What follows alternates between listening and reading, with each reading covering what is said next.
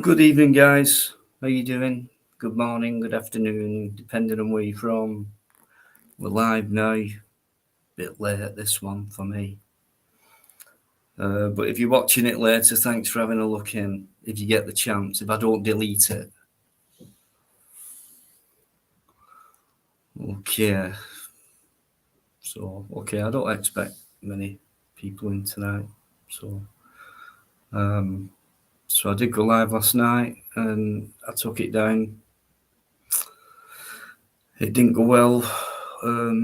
It did, but then it didn't. But we still had some great guests on. Mike was on. Carol was on. Wolf came on later on. Forgive me, mate. I know you came on late and you were there at the point where I finished it as well. So it doesn't usually go like that. But thanks for coming on. Appreciate it. You made a couple of great points as well. Fantastic. Oh, Carol's in there. How you doing, Carol? Right, hang on. Okie dokie. I don't expect Yvonne to be first tonight. No. But Paul Hutt, how you doing, Paul? Thanks for being around for so long. I really appreciate it. And yeah, cheers. Lovely shot. Hello. How are you? Bloody nice fotsy the cocker. Thanks, Charlotte, by the way. SG, how you doing, SG? Good to see you. And my friend Al, how you doing, Al? Thanks for coming in, mate. Such a nice guy. My love to Keris. If she's not about, mate, just send her my love. I keep saying it, but I can't help it, can I?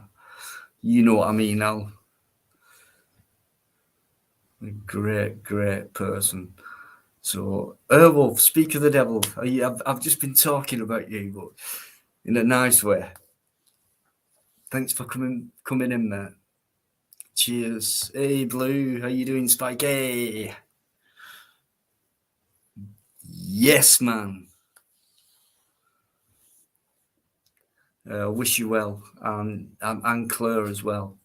So, oh, she's there.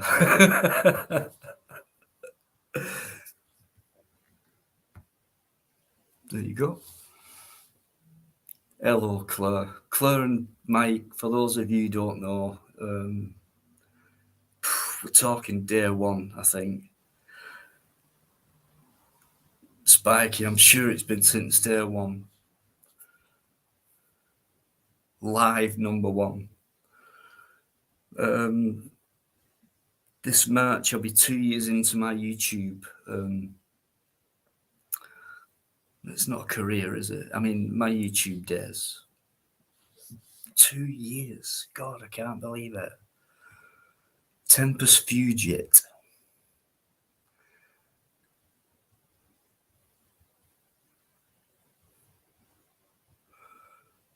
Bikers there, guys, in the chat. He'll be on, don't forget. Of course.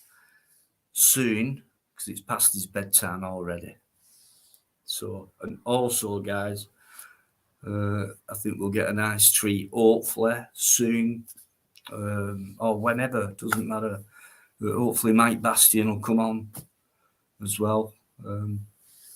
So there's Keris. Yeah, same to you, sweetheart.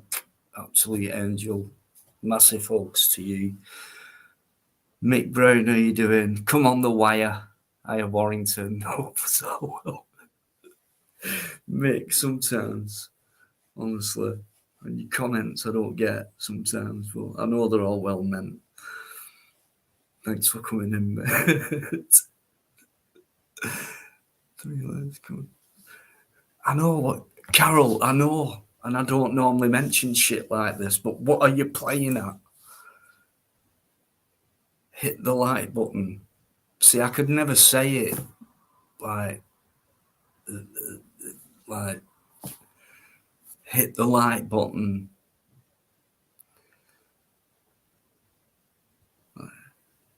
Like I can't. Oh. But guys, hit the like button, please. I think I might get about 2 pence per like, something like that. You know how well paid we are on YouTube. Chubby, how you doing, mate? Thanks for coming in, Chubby Rain. And thanks for coming in last night as well. DJ Samuel, as always, thank you. Good evening.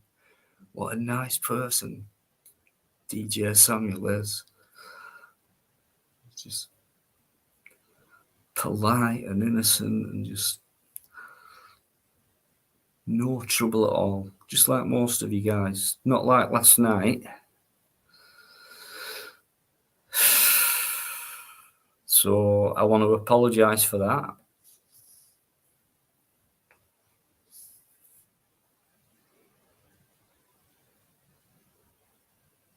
All right, okay. So, okay, I'll put the link in.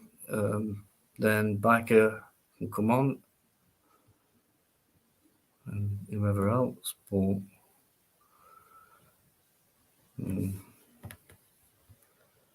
okay. There we go. What, Mick? What?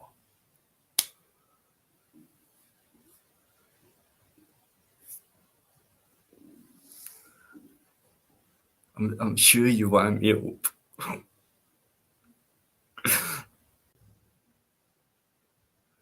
Okay, I think that's Carol as well. Hey up there, how you doing? I'm alright, you go. Yeah, not bad, thank you. Right, you caught me just before I'm going to bed as well. Fucking hell, what a late one this was. Yeah, I thought, yeah, I'll get him tonight. Yeah, I'll see where it'd be like, yeah, it'd be like, I know for a fact it'd be like, yeah, I'll be on. Of course he'd fucking be on. Yeah, I'll give you an hour, mate. Guys, fucking hell. But yeah, I thought I'd be a bit naughty tonight. No, I was like, kind of got to me a bit, and I spoke to Mike earlier, and Mike might come on and shit like that. So anyway, I just thought a bit of relief tonight, get back to alive, because a lot of people have got in touch and said what happened and things like that. So everything's cool, guys. It's cool, but we will be moving on. And I will say right now, before we get into anything, Fluke Dog will never be coming back on my live stream again, and that is solid, set in stone as of tonight. If I ever go against that in the future, then I'll take my channel down.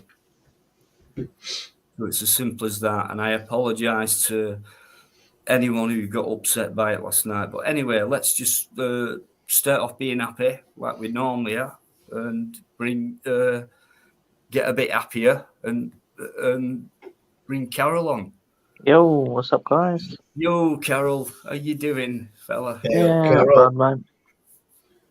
Yeah, I was so bloody knackered last night. I just ended up leaving, man. I couldn't do it anymore. I think you're working to Carol. I think that's what it is. Yeah, work too hard and get fuck all out of it. Yeah. I feel for you, mate. It's the fucking capitalism for you, mate. Fucking surrounded by the laziest fucking management you can get in your life, man. That seems to be the thing, doesn't it? The higher up, the less.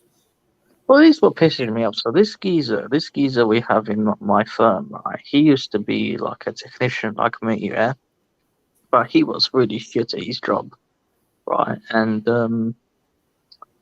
the guys that used to work with him was telling me all about him. Now he's like one of the like directors sort of thingy, and like he's on some ridiculous money. It's mental. You know, he's on over 100K a year. Does fuck all, mate. Stays at home all day, barking orders at everyone. Just a quick interruption. Sorry about this. Mike, not sure what you mean. Don't get upset. Please explain, then we can sort it out. Thank you. Spiky bite. Good evening, mate. Matt. If you don't mind, then we can sort that one.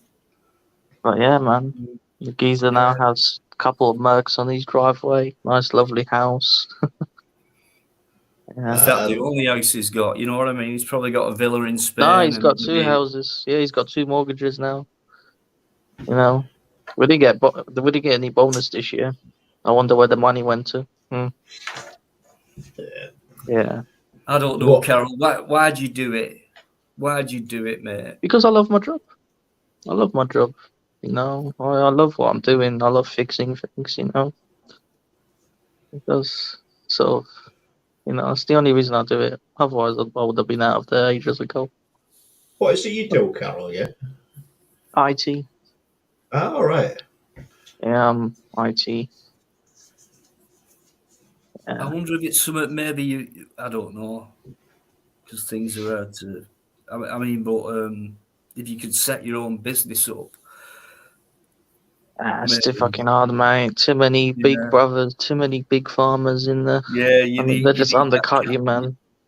You need the capital. You don't make any money, man. It's difficult. Yeah. And if you got cash to hand, then you're gonna get caught eventually.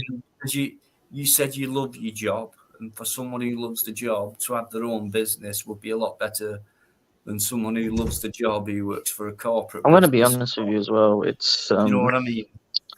It's just it's seems like a waste, but it's also a lot of hassle. Good on you anyway, Carol, for that. Yeah, man. Good on you. I mean, it's all right. I mean, they give me a vehicle, they give me a company vehicle, and I'll get a fuel card, so I don't have to pay out my own pockets. You know, so it's not too bad. Listen, Mick, what are you talking about? Oh, probably another attention seeker, you know. No, but Mick's a regular, Carol. He's been around a long time. This is what. Watchers all over them. This is why it's important to me. So, all over the undermine. Was he the guy that kicked off with Mike? Never mentioned the word. Mick always talks cryptic as well. That's the hard thing about it. Mick, please, man. No point in being here. Of course there is. Because you've not bloody explained yourself properly yet. Please, thank you. That'd be great, Mick. I'm on the panel. You know what it's about on here. Come on, Mick. Who's upset you? If it's me, I'm on the panel straight away. But anyway, let's not, you know. Right, it's my heating time, so I'm gonna go whack the heater on now. Yeah. God. It's the only time I can afford it. I must admit, where I am, it's warmed up a bit, but yeah, it's not bad here either. Done a lot of rain. I filmed. There's a little river where I live, and I filmed some of it where it was kind of going rapid. You know, it was quite interesting, mesmerising. So I just filmed a bit of that. I did as well New Year's Eve when all the fireworks went off, because I live on an high rise, and my balcony, I've got this amazing view. And anyway, it's a 10-minute film, and I was thinking, shall I put that up or what? So I'm not sure what you think, guys. It's not a bad video. There's shitloads of fireworks going off from all over the place, but it's just off a phone camera. But the quality of the film's not bad. So I'm thinking, shall I put that up or what? But I don't know. I might do. Spiky, I don't know what I've mentioned it, tried to explain, no receipt. Oh, for God's sake, Mick.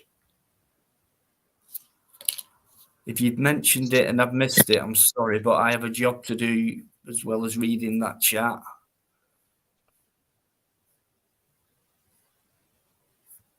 Okay, well, right.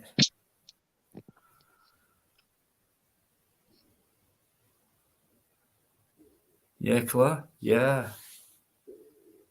Yeah. Oh, it was amazing. I mean, with the naked eye, you could see a lot more, a lot better than what you can see on the camera. But it was an amazing 10, 15 minutes.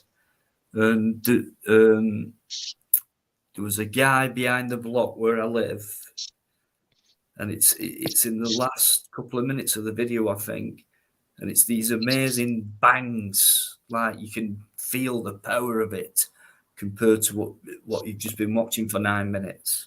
And then I got told off a neighbour, "Oh, Dino, this guy you were fucking about, he was sticking his rockets under these trees and firing them towards houses and stuff like that."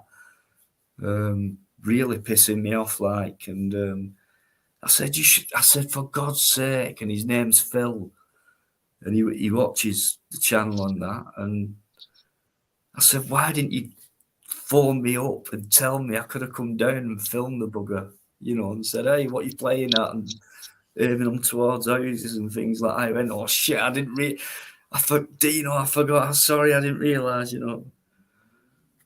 But yeah.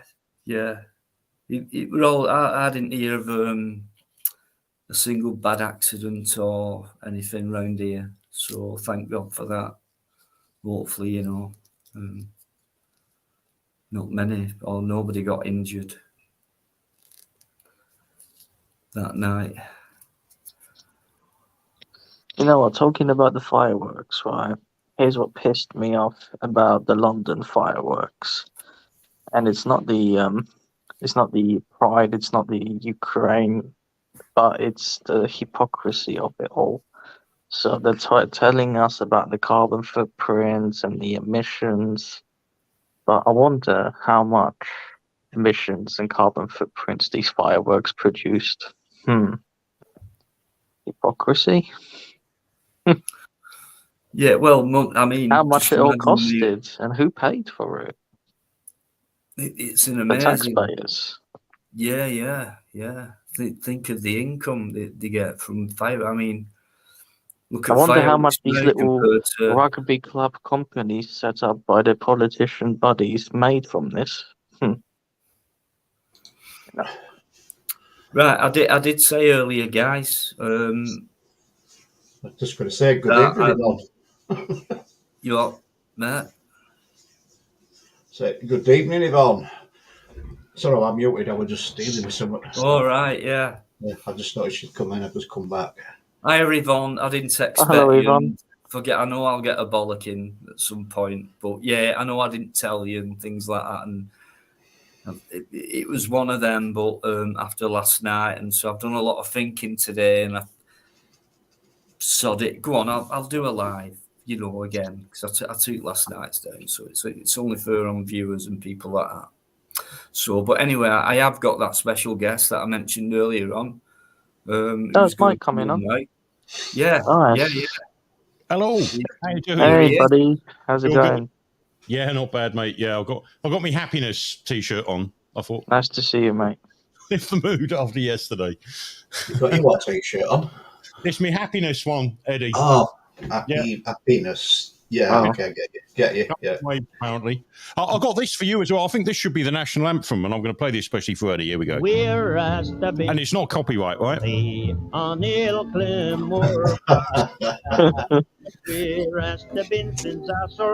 got to do one verse.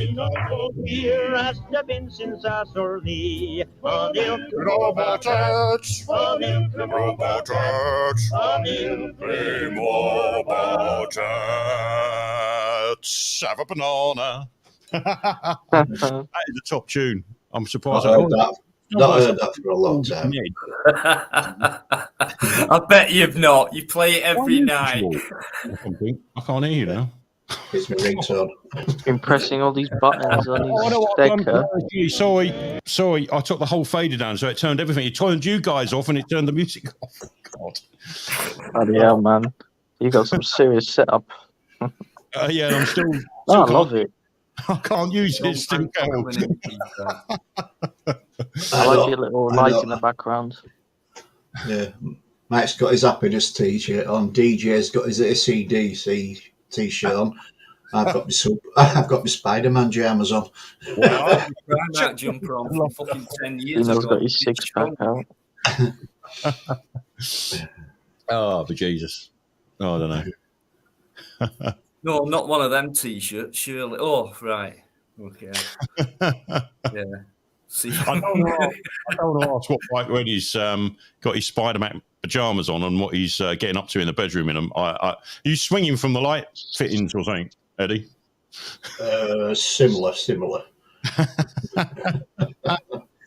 Tends to favour jumping off the wardrobes, but I can't do it anymore. I just break everything. Oh, dear me. How's everyone in the chat? Hope you're all good, guys. And there's a few names I didn't see in here from last night. Yeah, Happy New Year to you, to anyone that's in that wasn't in last night. And it's just about you're in tonight because last night was went a bit pear-shaped, didn't it, in the end? It did. It did, to be fair, and I think, you know... Was that after I left? Because Mike left and then I left. Or did you guys come back? I thought he was on at the end, Carol, but I might be mistaken. Sometimes even a short night, which a short night to me is 4 hours, can seem like a long night. But I know, Wolf, if you're still listening, I know you've been in the chat, mate. Thanks for coming. And thanks last night. I think Wolf was there last, and he must have thought, because I don't think he's been on the panel before, and it's totally unfair to people like that.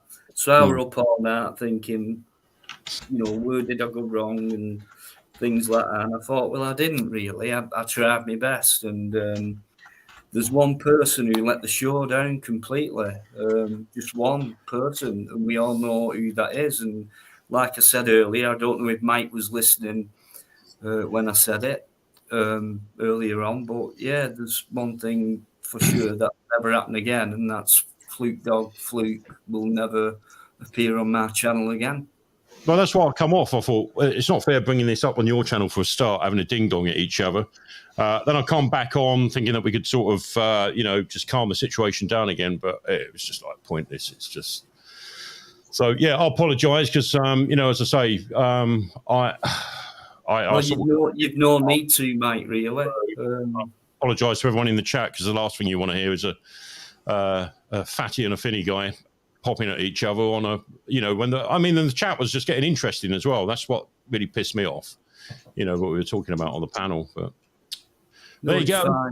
The thing with him is he takes too much into his heart, like he lets Crinkle get in his head, right, and he denies it. Right, he says he doesn't. But you can clearly see he does get in his head. Yeah. And that's what happens. He goes. He does, like, I mean. Well, we've told him so many times to stop. Ignore him. You've got to look at all the elements, though, Carol. When you look at it all, I mean, you've got a man of Fluke's in his 50s. He's a YouTube expert. He's an experienced YouTuber. I'm in my 20s. Yeah, all right, mate. It's just men like that should know better, and for some reason they want to carry it on, which sounds a bit mischievous. And this is exactly why Crinkle harasses him all the time, because he knows he's going to get to him. Yeah. But yeah, I'm if you're listening, Fluke, which you probably are, because I know most of the time you do. I get that instinct as a live streamer. But even if I know you watch it at some point, I'm sorry. He's a great guy. That's it, it's a shame. And I've give you a couple of chances as well. I've made myself look and sound stupid by saying you're not coming on again when I've let you on again. And I think what he should do is what Mike did: take a break, and just get out of this, for a few weeks, few months, maybe. Yeah. I think he really, really needs to take a break. I'm gonna let's sort of lay it on the line. Where I get pissed off is, and I think was it last Tuesday when I was driving back from down south, is just the attacks on the people in a sort of nasty way. I get frustrated that people can't pick up for this, but you can't attack people and just write them off. Oh, it's irrelevant. Everything's relevant. Everything's relevant, and it's relevant how we sort of communicate with people to sort of highlight why these issues are people, because people are asking questions now, and I think it's important that. And now more than any other time, people, that I didn't expect are asking questions about this. And if I went full in, head on, this, that right at the top, the billions of this, and Bill Gates and John, whatever its name, Institute, they'd be like, whoa, yeah, mate, go sit in the corner, stick your silver hat back on, your tinfoil hat. And it's a turn off. It really is. And the way I've dealt with it with some of my friends, not all of them have took to it. Some have, and a lot of them, the ones that I didn't think would take to it, have surprised me. You just drop in little comments, and they go, what do you mean about that? You're talking about other things that are going on that are fueling all this, things that are happening in the Ukraine. Because if you just go full on to people, when you're targeting people that are really asking questions and are exploring and want answers, they're not going to tolerate that. They're not going to, certainly when someone's effing and blinding at you that you're a fucking idiot or this or that. I just think it's counterproductive. In the end, it just wears you down, and that's why I had to take a break. It just does wear you down. It's like a constant attack. Yeah, I mean, I've been subject to it from him myself, mate, as well. Yeah, I'm all for a good debate and getting stuck into things and everything else. But when it's a one-sided opinion, then it doesn't work, does it? A bit. You've got to have an open mind, and ridiculing and putting people down when their opinion doesn't suit your agenda. I think it just doesn't work for a debate, and that's it. Well, we're all looking at it from different angles, aren't we, Eddie? I mean, sometimes depends, what type of line of work you're in. You'll see it from a different angle of what's going on and how it's affecting you and affecting the workplace. And so you're seeing it from a different angle than someone that's, maybe doesn't work, they're at home, they're disabled or something. They're just relying on what's on the telly. But in reality, what we're seeing is people that's in different fields. Maybe they're working in the NHS, maybe they work in defence, they're in the army, they're in the Air Force or whatever. And so everyone's got their own perspective of it. And I think if we just go around just writing everyone else's perspective off, instead of coming to a common ground, I think it's very counterproductive. And you just end up pushing people away. And it got to me in the end. It was so frustrating, and I thought, well, this is just getting nowhere. It really is getting nowhere. Chubby, hiya, mate. You was on last night, weren't you, Chubby? I'm just making sure it's you, mate. That's why I put the banner up. Thank you, mate. Thank you, Chubby. There's no pink torpedoes tonight, please. Thank you. Or pink oboes, whatever you want to call them. And I know Ronald, Independent Puppy, Trevor Random's come in as well. Mr. Random. DJ Harmony and Barking Mad 8. Thanks very much, guys. Did I see SG earlier? Was he in as well? Yeah. He was in early doors. Hello, SG. Hello. Yeah. He's been in just the odd time, I would say, over the last 6 months. Compared to his he's keeping an eye on us all. That's what he does. He keeps an eye on us all, making sure we're behaving ourselves, I think. I'm sure he does. Yeah. Well, what was it? Fluke called him 5G, That wasn't really funny, but yeah. Yeah, there's a new one out now, Dino. It's the Oxford. Oxford 15-minute zones. That's the new one. Canterbury as well. Yeah, Canterbury's got it as well. Mm-hmm. That's what everyone's talking about now. I've been to that town the other day. It's a joke. Canterbury. What, you're about 15-minute cities? Yeah, 15-minute cities. Yeah, starting in Oxford. Yeah. Also, it's in Bath as well. Bath's got it now as well. Oh, that's right. Yeah. That's correct. Been there last year. Lovely town. It's nice as Bath. Well, you know what? I don't So- get upset about that. So how exactly are they trialing this? Because I went to Canterbury, I didn't have any problems. So No, it's not released yet. I think it's either the end of this year or 2024. This is all being rolled out. They're giving us like a year and a bit's notice, really. But I think it's like everything else in this country. They'll roll it out in a couple of towns, or normally what they use Scotland as the experiment and then roll it out everywhere else what they want to implement. But it seems to me now they're getting a bit braver. And, because we'll just bend over and take it, they'll think, we'll just release Oxford, So if I go to Canterbury, I won't be allowed to go in there. You're allowed out your city 100 times a year. And then you have to apply. So, and they're allowing so many permits. So the way it's going to go is and they're quite clever in their wording, especially Oxford City, because what they've done, they actually responded to the abuse they were getting on Twitter and social media. They called it abuse today. Well, they called it abuse, yeah. See, they don't like being told. Criticism.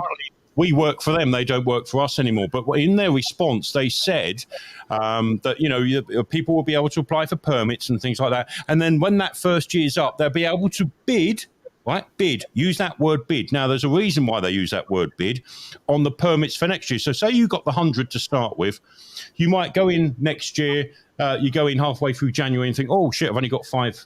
In and outs left, I'm going to apply for some more. And they might come back to you and say, oh, ever so sorry, we've only got 25 left or 50 left.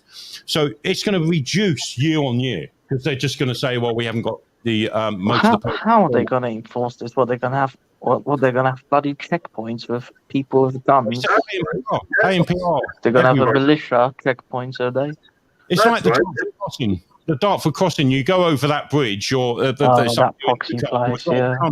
Yeah, it just picks up your registration number and it's down to you to go online to pay. But in this case, what it'll do, if you're in one of those areas, Oxford or Canterbury or Bath, it'll just deduct one visit off from you. It'll say, well, you've got... I'll tell you what, if this is really, really going to happen and people are going to agree to this and let it happen, we're fucked. I don't think people are going to have a choice. There's no coming back from this. That's the truest sentence. They're not going to have a choice to agree, are they?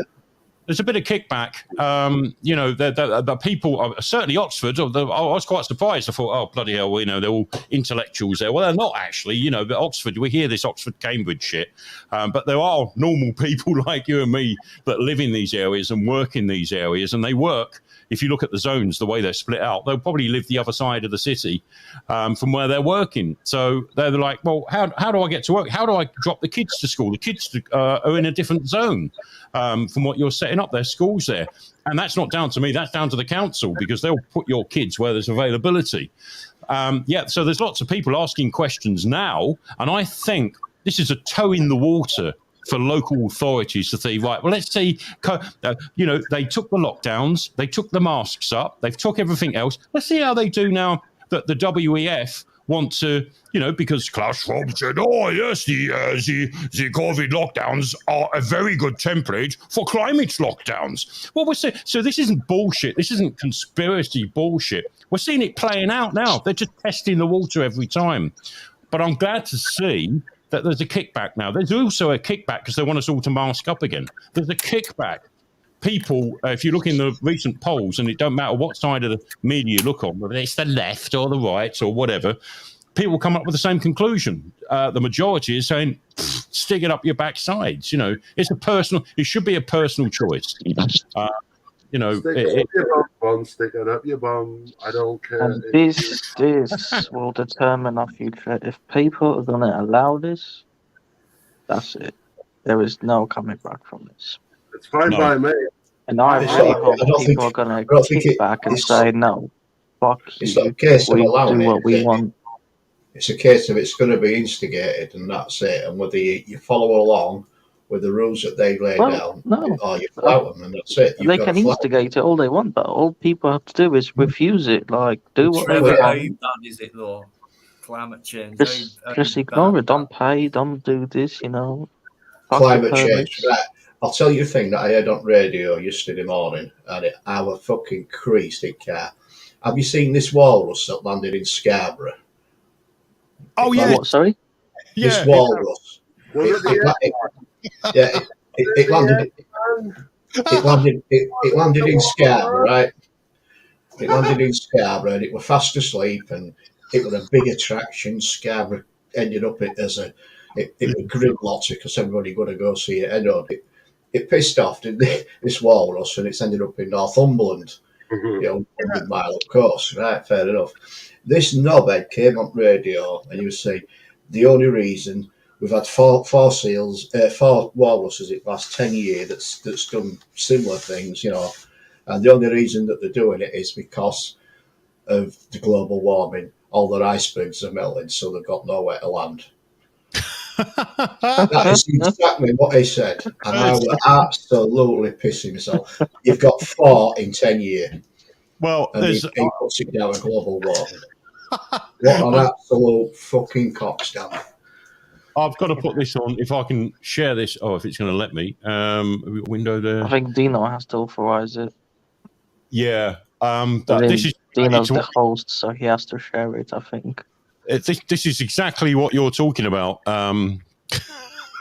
Eddie.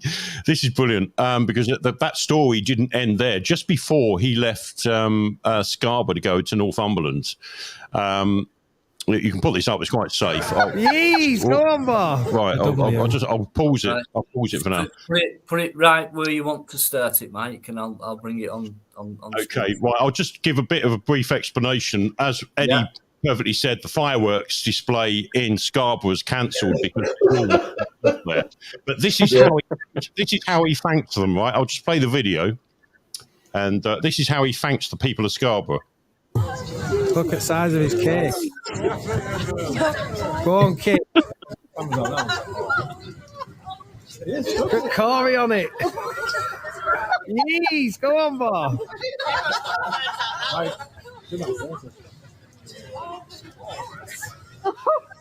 Oh no! What's it?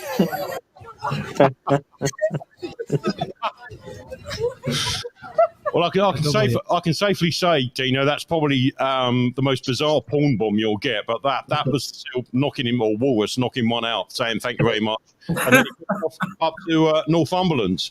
So that's how he thanked the people of Scarborough before he left. Madness. One step beyond. Yeah, I knew that would be a conversation killer as well. That is absolute madness. What, a walrus landing in Scarborough because of global climate change, or because it was knocking one out? No, I think you may have just gone behind a bit there. Stopped off for one knuckle shuffle. Huh? One thing, one fly. No, I won't say it. I won't say it. I'm trying to butter my lip here as well, but yeah, I'm not saying it. Well said, Trevor. But yeah, someone mentioned earlier, I think it was Caroline saying about Sadiq Khan's firework display in London. That put out some bloody carbon, didn't it? It's it's only when it suits them. This goes off around the world, around the planet. We just probably let off loads of fireworks, and they have a go at you for putting your bloody wood burner on. And it's all about the money at the end of the day. That's what it is. It's just all about money. That's and the whole of the green agenda is based around that, and it's taxing you to the hilt. And that's what we're seeing now. This is why, years ago, if you had general waste or whatever, household waste, you could just take it down to the dump, no questions asked. Now they've got ANPR cameras at the dumps now, monitoring how many times you're coming. My dad had a letter come through his letterbox because he put some clothes in a charity bin, but they were in the black bin bags, right? And they thought it was rubbish. Oh, man. They tried to find him. Yeah, but then you wonder why then you wonder why that you're seeing more stuff being dumped out in the countryside now. People just aren't going to be bothered. Oh, I can only go once a month to my, me dump, take my rubbish away. Might as well dump it somewhere. Let it be someone else's problem. And I'm not condoning by any means, but you can see how it happens. Yeah, we've got a massive issue with the pikeys in our area. They keep fly tipping everything. Well, you got to be careful of there. That'll be Joe Bloggs ringing up in his local paper or something. He's seen an ad on Google for household waste. People that come around and collect your household waste. It'd be one of those. The gypsies come round. They'll come around in a flatbed transit, take your rubbish away, and what they'll do, they'll dump it somewhere in the countryside. It's probably got your details in letters that you've dumped and stuff like that. You'll get fined. Yeah. It'll be you, the council come for. It won't be the guys that took it away. Yeah, because apparently it's your responsibility as the homeowner to make sure they are certified. Blah blah blah blah blah. Yeah, we've got a guy in our village. He does all this. He's legit. It's above board. Everything else. Eddie, did you just say we got a gay in our village? A guy. No, a guy. Well, we probably have got a gay in the village, but I don't know him. No, he's fully legit and everything else. And this particular day, he put out on Facebook that he were collecting wood around village for one of his mates. He's got a wood burner and everything else, and any spare wood you've got, he were coming round. So he collected all this wood, and he tipped it in this guy's land where he lives, and he got reported for fly tipping because basically this bit of land is in the middle of nowhere, but it's this other guy's land that wanted the wood, and he got reported for fly tipping, and he got taken to court for it and got fined and prosecuted. That's ridiculous. It's absolutely ridiculous. Yeah, it is. It's getting ridiculous now.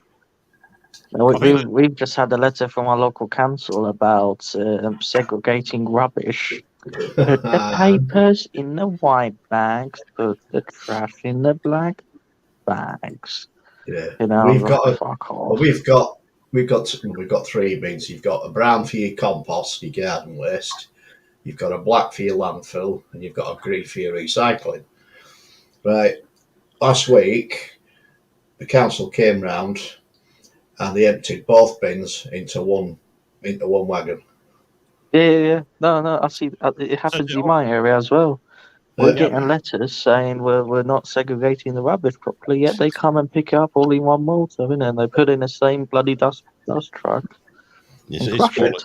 Really is bollocks. They did it last week because they weren't going to pay the council employees overtime to work a bank holiday to come and empty your rubbish because they were due that day. That was, me mum and dad had a massive issue. They haven't had the rubbish collected for 2 weeks. Wow. And then the dustman came and moaned at them saying, what's all this rubbish from? Yeah, and they judge now, and they can put, around here they put violation stickers on your bin if the lid's poking up a little bit because you've crammed that last bin bag in. So they refuse to take it away and put a big red sticker on it, and it's in black violation all the way down the side, and then they fill in. But if you haven't fucking collected it for 2 weeks, what the fuck do you expect? Exactly. And the thing is, because you've got to bring your bins out to the street now because they're too fucking lazy to do what they used to do and take the bin out of your shoulder, anyone could go past your bin and just stick their rubbish in it. So how can they prove it? That's the way around that. If you ever get one of them violation stickers and say, well, hold up a minute, you forced me to take my bin out on the street the night before, anyone along this street or passing by it can dump extra rubbish in it. So, it's all bollocks, but people, they generally go, oh shit, I violated the law when there's no such shit fucking themselves, law. Don't they? Yeah, shit themselves. We're going to I've put my black bin out, your landfill one, and I put 2 black bags at the side of it, and left the black bags, and I said, why are you leaving them? Because we're not allowed to lift them. We're not allowed to lift them. I says, well, can I throw them in? And he says, yeah, by all means, you throw them in. So I broke all their health. I broke all their health and safety by them allowing me to throw bin bags into the back of their I don't know how they would have survived in the 1970s. I mean, bin men had, and they weren't plastic bins, they were metal bins they used to put on their shoulder, take down to the car. You had coalmen delivering coal to your house, to your coal bunkers, big, heavy sacks of coal. How the fuck? What's happened to men in the last 30 years? What's happened to them? They've gone wussified. Oh, it's health and safety. Might break my face cream if I pick up that bin. It's just, it's incredible how, as a species, we've changed in such a short space of time. And you've got men that are doing these jobs that will openly look you in the eye and go, oh, no, I'm not allowed to lift it, darling, sorry. And they're big, muscular motherfuckers, isn't they? Yeah. And in all honesty, I don't think it's down to the individual. I mean, if you've got a disabled person, an old woman or whatever, and the sheep come out and says to them, would you empty can you put this bag in? They would do it. Without a doubt. It's health and safety gone wrong, and it's been going wrong for fucking years. No, the health and safety is a joke. I can back you up on this. It's in my work. We got a lot of snowflakes in my workplace refusing to lift 30-inch tellies because they're too heavy, and they only weigh like 10 kilos. Not even that. Well, you're not allowed to lift over 25. The other day, I put up a 65-inch on my own. That's one big reason why common sense has kind of gone out of people. Yeah, it's just ridiculous. You know what I mean? I still see people stood at the road waiting for the green man when there's absolutely fuck all coming. Yeah, I see that all the time in my area. Bunch of idiots.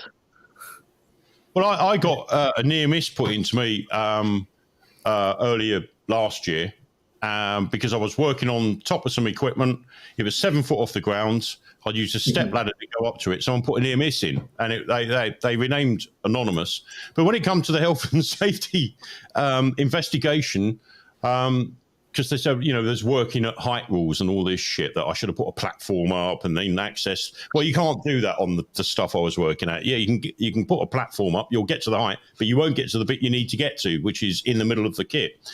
And they said, well, now, the rules have changed. The rules have changed. Working at height is any height now that you could fall over and hurt yourself on. So basically, just standing up is working at heights. It's ridiculous. This is all a mental illness. It's all around. I've not known many people have them sort of accidents where they're standing up, fall over, and it's called a working at height accident or whatever. It's ridiculous. So basically, they're saying now is a blanket thing, any height that you can fall over and hurt yourself. And I said, well, that's basically standing up. And they just looked at me and went, yeah. It used to be 3 meters, didn't it? Yes, it was. Yeah, back in my time, it was 3 meters. Now it's at any height you can fall over and hurt yourself. So that it's just you have to laugh, and I just that was just my natural response. I laughed. I said, "This is ridiculous." So how am I meant to do my job? Oh well, you got to get this. Well, it turns out that the platform I needed, that they recommended, wouldn't fit in the building because we got plant that's hanging from the ceiling. You wouldn't even get it in there, and it's like, well, yeah, how are we going to do that then? So it's just ridiculous. It's more dangerous. The equipment they asked me to use, rather than just the step ladders I went up on, the platform and everything would have created more hazards than just the pair of step ladders. And in the end, you just have to laugh at it. You just have to, because if you took it too seriously, you go mad. You'd be like, and I'm sure this is all intentional, just to make your job. And I don't think it's just the company I work in. Most corporate companies now, they're more interested in giving you lectures about the agenda than actually doing the job that you're there and paid to do. They're more interested. I mean, that's all we hear where I work now is this agenda, that agenda. You can imagine what I'm talking about. And that seems to be the focus. And I'm like, well, no, I don't come to work to be lectured. I had fucking 16.5 years of that at school. I've come here to work at work. My job, wasn't it? Well, yeah. I did a contract for Gist. I did some work for Gist, and I went to one of the depots. They made me put a high-vis jacket on, and I had to make sure the barriers are closed to cross the road. I had to make sure I'm not on my phone while I'm in the yard, And Yeah. I actually took a phone call in the yard. Yeah, whilst I was walking, this security guard went nuts at me. He went absolutely nuts at me. Man, I mean, yeah, my it's job. I mean, And he goes, you "Are you out your mind? You know, there's vehicles in the yard, blah, blah." I was like, "I have eyes. I can see." I'm a big boy. I'm a Carol, big. you should have Yeah. filmed the bastard. You should have filmed him. I Yeah. was at work, mate. I couldn't, you know. Fuck that. Film. Yeah. I mean, my job were all about fire testing. No, but it was ridiculous. It was so ridiculous, right? You know, it's just mental. Unbelievable. You know. So, I mean, Trevor, my last, I'll tell you what, Fred Gubner, right? I'd love to see anyone lecture him or tell him anything about health and safety. You know, Well, I had to And go in I his warehouse once, and they made me put a hard hat on. And I said, "I'm not being funny, but if something falls off from that height and it's going to hit my hard hat, it's not going to save my life." No, Of course not. No. Still tick boxes. Sorry, Eddie, you were trying to say, what was it? Something you doing Yeah, something sorry, for Eddie, mate. yeah, I got talked so over. And I was. right, Carol. Yeah. My job used to be fire testing. A lot of different stuff and what have you. And every day I used to use a fire extinguisher 30 or 40 times a day, depending what I were doing. And every year we had the health and safety executive used to come round, do the check of the place, everything else. And I had to be qualified to use a fire extinguisher. I had to go on a Yeah, I've heard course. about that in my I previous had to go on a workplace. course to be qualified to use a fire extinguisher. Wait, you can't use the fire extinguisher because you're not qualified. Well, We're burning down. You're They not used to say that I qualified. were using the wrong fire extinguisher for the job that I were doing. That's Oh, yeah. ridiculous. I mean, you got the CO2 fire extinguishers, you got the foam fire Yeah. extinguisher, you got the power door ones. 4 or 5 different ones. Yeah, I ridiculous. always used, right, a lot of stuff that I were testing were fabrics. And I used to use a CO2 on it. Now, I recommend that you don't use a CO2 on a fabric. Well, no, the Right. CO2 is for the electrical fires, for fuck's sake. Right. But a CO2 will put a fabric fire out, believe it or not. Well, yeah, it would. And But that's what I used to use day in, day out. And that went, and they said, you just I'm got to using make sure you wrong don't one. use the foam one on the Well, electrical. But the test chamber that I used to work in, if I got to extinguish something, I might have to do a retest on that particular item. So using a CO2, right, it's not wetting it through, it's not soaking it in foam, it's extinguishing the oxygen, which kills the fire, and I can then do a retest. And it used to put fabric fires out without a doubt. Yeah. But, Oh, Fire Teflon, powder and all that shit. You know what I mean? But yeah, Well, the I don't have power a fire extinguishers, they're extinguisher where I bloody was. useless, they are. They don't even put any fires out. If there's a fire here, I'm fucked because I don't have one. Powders are designed to smother rather than put a fire out. Like a You know, you petrol. live in a block of flats, don't you, mate? So, Yeah. what is your rules for fire? If you have a fire, do you have to Right, stay in your flat? panic. That's the rule. Panic. Yeah, definitely panic. I'm on the 11th floor. Oh, Well, fuck's sake. I'll get the fuck out. It's concrete and steel. There is one fire extinguisher, but it's out. So when I go out my door, there's a fire door, and then you go around a slight corner, and then there's the lips, and that's where the fire extinguisher is. And an old-fashioned fire hose, the big red round wheel fire hose, that's still there. It's never been used. There's never been a fire. It's 54-year-old. This building. But what I'm trying to say is, Concrete Should have been steel. tested. if you have if a fire alarm goes off, do you have to stay in your flat? I've never Is that the heard one rules? go off. It's not. There's no drill. There's nothing happens here. Because like look that. what happened in Granville. They were told to stay in the fucking flats. Yeah, that was a Would, yeah. different. Yeah. What it is, this building is really, it's mainly concrete and steel. You've got fire doors in between, including your own front door and your corridor doors. There's 8 flats on each floor, 4 on one side, 4 on the other. they're not small. They're quite spacious enough. But yeah, there's not been one report of a fire in over half a century. I think what Catwall was saying is that the actual London Fire Brigade advised people when that fire broke out, stay in your flat, when knowing that the exits and everything else there were just There were that building though, Mike. A lot of them materials, what it was built out of, cladding. Yeah, it was Oh, the they were cladding. dodgy, weren't they? They were. you know They what I were. mean? It They must were have gone dodgy. like paper.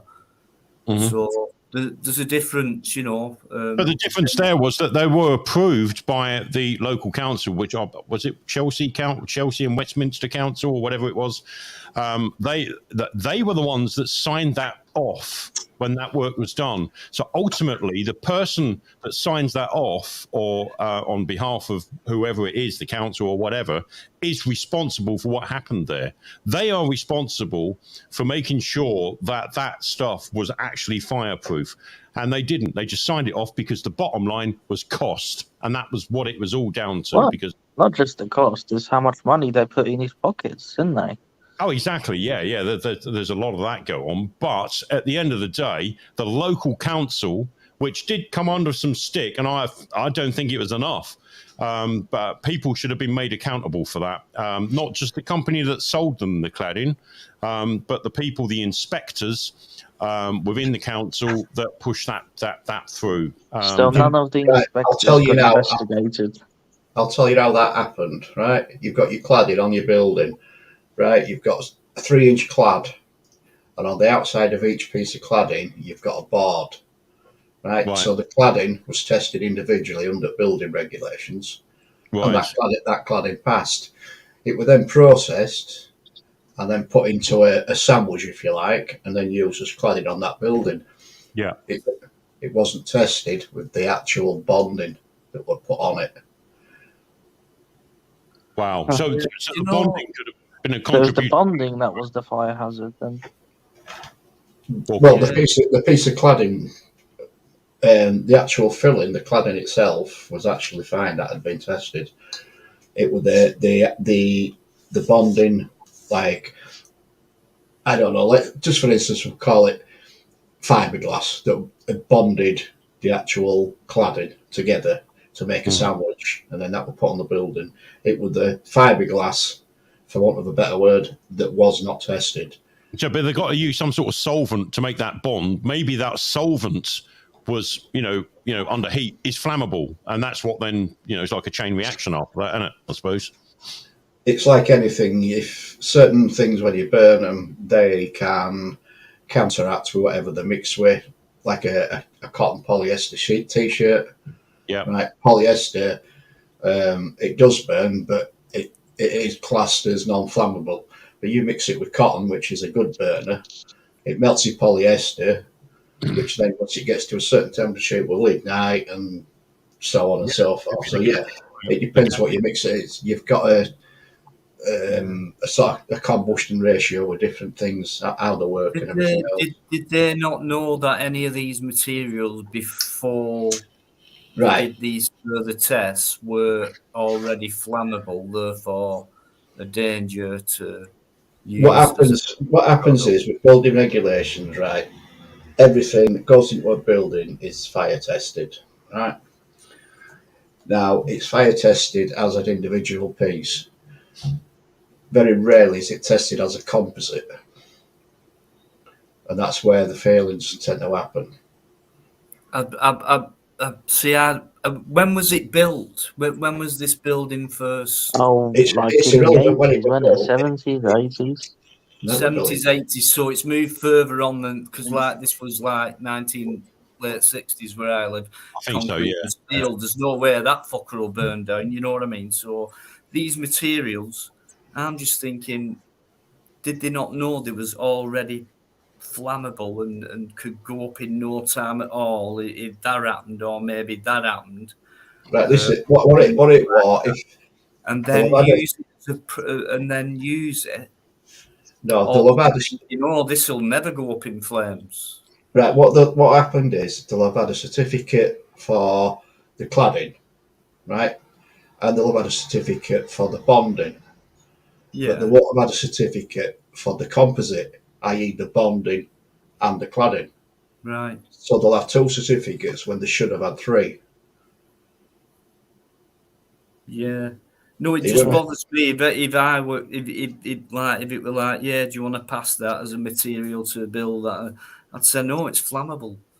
We already know this. What's the point in using that? But We can use here that is instead. We can use £40,000 concrete of instead. But cash, you know? We you can can. use this material instead. Why should we use something that's so easy flammable, But you even though can. it's on the outer of the bit? You can Because reduce the flammability of any It don't product. make sense to me at all that people already have the knowledge that something's dangerous, but yet they'll use it. And now look what's happened, having known that it was dangerous in the first place before they even used it. So that don't it's make called sense to bribery, me. mate. They got paid off. It's probably a lot of money. Don't make sense. So any certificate, whatever, all that paperwork and all that. And as far as I'm It's like concerned, every if single you one of know these fuckers something's should have been dangerous, investigated. Yeah, well, I used to be given an item to test, and it basically, right, we need that testing to whatever particular BS standard. You go ahead, you look at that standard, and you follow it by the letter, and you test it to that letter. You'd pass or fail it. You'd issue a certificate stating whether it's passed or failed, and that was a legal binding certificate. It lasted 12 months, but that only lasted 12 months based on, let's just say you've got a roll of fabric that's used in 3-piece suites, right? 1 roll of fabric, right? Send in a piece of that and you test it, but that certificate were only valid for that roll of fabric. It weren't valid for the same piece of fabric that had been reproduced over and over again. Each roll of fabric had to be tested. Now, what they used to do, they used to have what they called the golden roll. So they used to make 100 rolls, and they get the golden roll, which they knew had already passed, send a piece of that in, that I'd test, and they put the batch numbers, everything else on it from the 100 or so that they'd done afterwards, and then you'd issue a certificate based on what you tested. So they get a certificate for a piece of fabric that hadn't actually been tested. It had come off the golden roll. Wow. But you've got no way of knowing that. You can only test what you're given. Yeah. Yeah. So you could be sat on a 3-piece suite right now that's probably not even been tested. Everything in that should have been tested. Yeah. You probably have all the labels on it. You'll have your green labels underneath your cushions, your green labels showing a match. I've got them. This is quite an old one, what I've got, but it's still quite a quality one, so it's lasted a while. It's still got the labels on it, but I know for a fucking fact this would go up in no time. Went for train-ons. Who remembers them adverts? I don't need telling what fabric it's made. I just know it would go up in no time whatsoever. It won't, cotton, it's part of its form. It's all toxic. You won't have cotton in that. Believe me, you will not have cotton in that. Well, all right. I'm not picking. Cotton's a burner. Your fabrics are made out of polyester that you're sat on. Yeah, polyester. I was going to say that. That's basically it. Does polyester not burn? Is that not flammable? Yeah, polyester does burn, but it takes a lot to ignite it. So heat. Right, so if you dropped a cigarette on there right now, right, it'd melt. That's all it'd do. It'd melt, and it'd melt around the cigarette, and it'd probably put your cigarette. What if you dropped say, I don't know, a little flame caught it, whatever, and you had an epileptic fit, and you couldn't wake up for a bit, and it was up in flames in no time? Because that label means fuck all, then, doesn't it? Right. You dropped a match on. Because it's flammable. It's not like you're not immune to it not going up in flames. Right. What about in that scenario? Right. If you fell asleep on your sofa, you dropped a naked flame on it. Right. What you're wearing could counteract with that fabric, which would make it more flammable. So what you're wearing now, if you've got jeans on, they'll be cotton, Cotton's a good burner. Your top that you've got on now, that's polyester, that'll melt. Your t-shirt, that's polyester, that'll melt.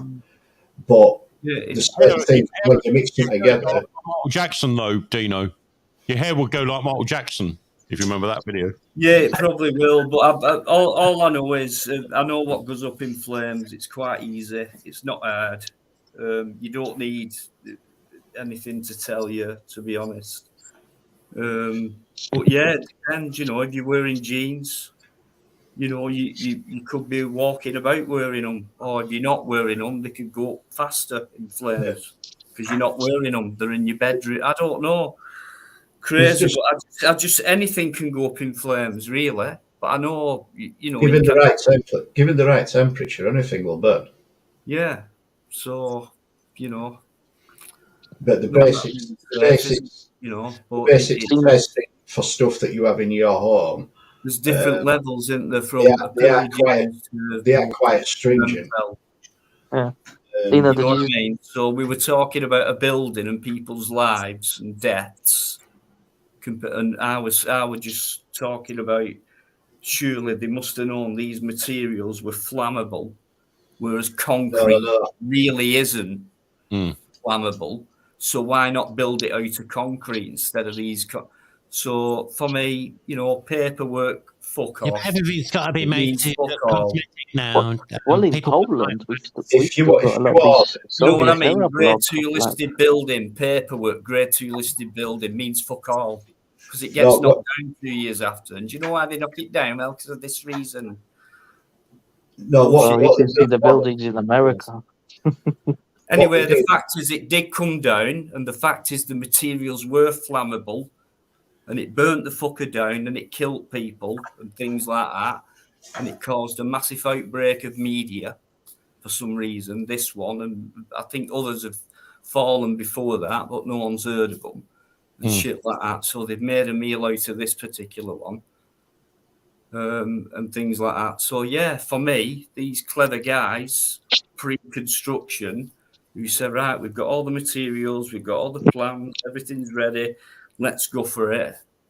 And they fucked up at the end of the day, didn't they? So at the end of the day, for me, they knew these materials were flammable before they passed off that, before they said that, before they convinced that body of people that.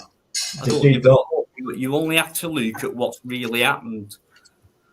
We know what happened, but they didn't know that they were flammable because that would not ever have been signed off if they would have known that anything that they used was flammable. How do you know? How do you know it weren't part of this? Yeah, but Biker, this is where the briberies come in. Carol, what do you think? Could that have been part of, you know, the story for it to how it's happened? You know, somebody got bribed. Somebody got bribed. Everything that we used, where they didn't know them was flammable material. Everything that was used was tested. Everything that we used passed individually. It was never tested as a composite. I.e., whoever tested it could have been me. Could have been me. Who were it? I don't know him. Could have been me that tested it. So then, how do we know it's true? Do you know what I mean? So I used to test what I got, and if I think we should stick to our opinions, which means none of us are fucking right, whether we think we are or not. So I'm just trying to. One of them. At the end of the day, people have died from it, and for me, I just think only a fool in a job like that, who gets paid a hell of a lot of money, to carry forth a project as big as that, not knowing the actual full facts of every detail. Right, there you go. Right, you just said the key word there, not knowing. Not knowing that you've got a certificate for two pieces of material, both pass, right? But the not knowing part is where that comes in right now. What I don't understand. Let me finish, mate. Right, you put those two together. Don't get angry with me. No, I'm not. You've got you've got a composite, right? Calm down. And the composite. I'm just saying, anyone can pass a certificate on. No, the composite wasn't tested. That's the not knowing. they didn't know that composite had to be tested. Yeah, but And why that's haven't they tested it? Is the question. as a If composite. they know it hasn't So been There's tested, been a fuck why up, they didn't and test it? it's like, oh, everything was all right, but it wasn't, was it? They didn't It know. wasn't all right. So someone has fucked up. They have Something has fucked up. fucked up They along the have line. fucked up.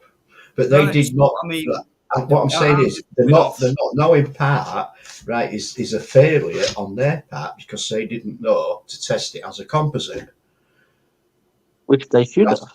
which they should have done, and that is part of the not knowing, because you got clueless people that didn't know what they were doing. They've got a certificate for one part of it and a certificate for the other part of it, but not a third certificate for the composite. Yeah, and that's where the fuck they are. This is a perfect example of how ridiculous the health and safety is. Exactly. Too many certificates, too many this, too much this, and it just completely there's no confuses way people. I'm defending it whatsoever. No, I'm not. Hey, listen, I'm not defending it either, man. No not way. in shape or form. I'm just trying to explain the process of how things occurred and the failures that were there, and it has been proven.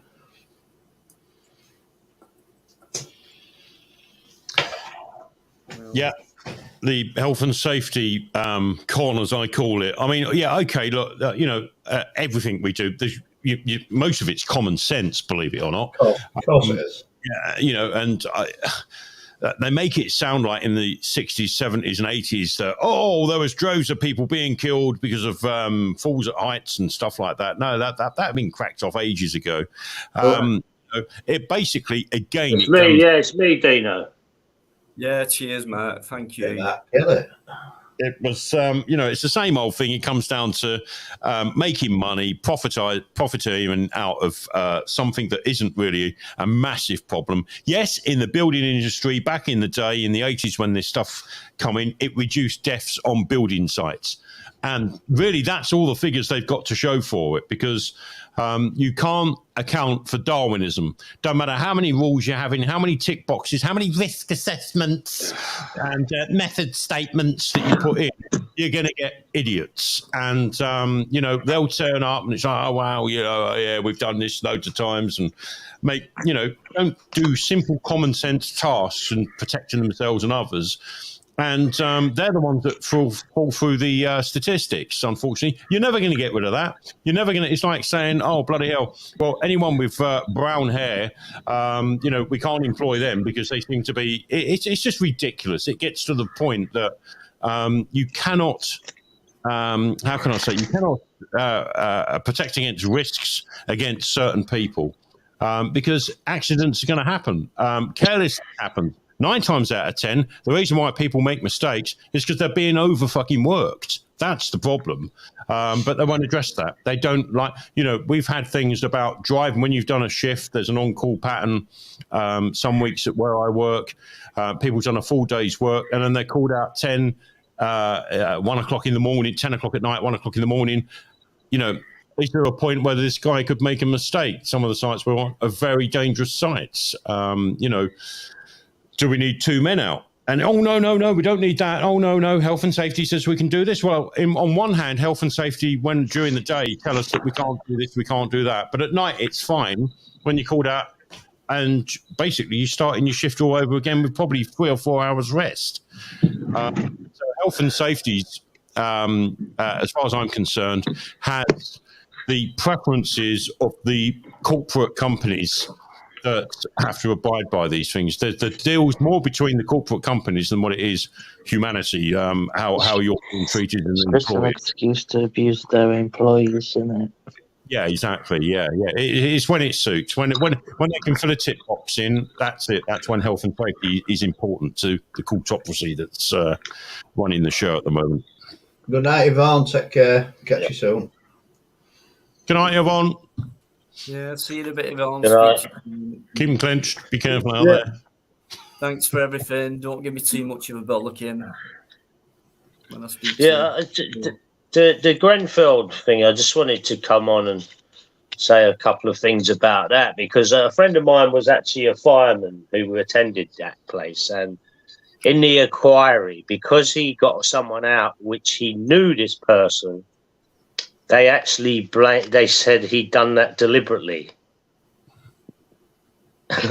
So so he was a fireman. It affected him. He was off work for a few years. He's in fact, he was a different man after it. I mean, there was a war correspondent what witnessed it, and he said he'd been in Iraq and he'd been in Afghanistan, and he had never seen anything quite as bad as that.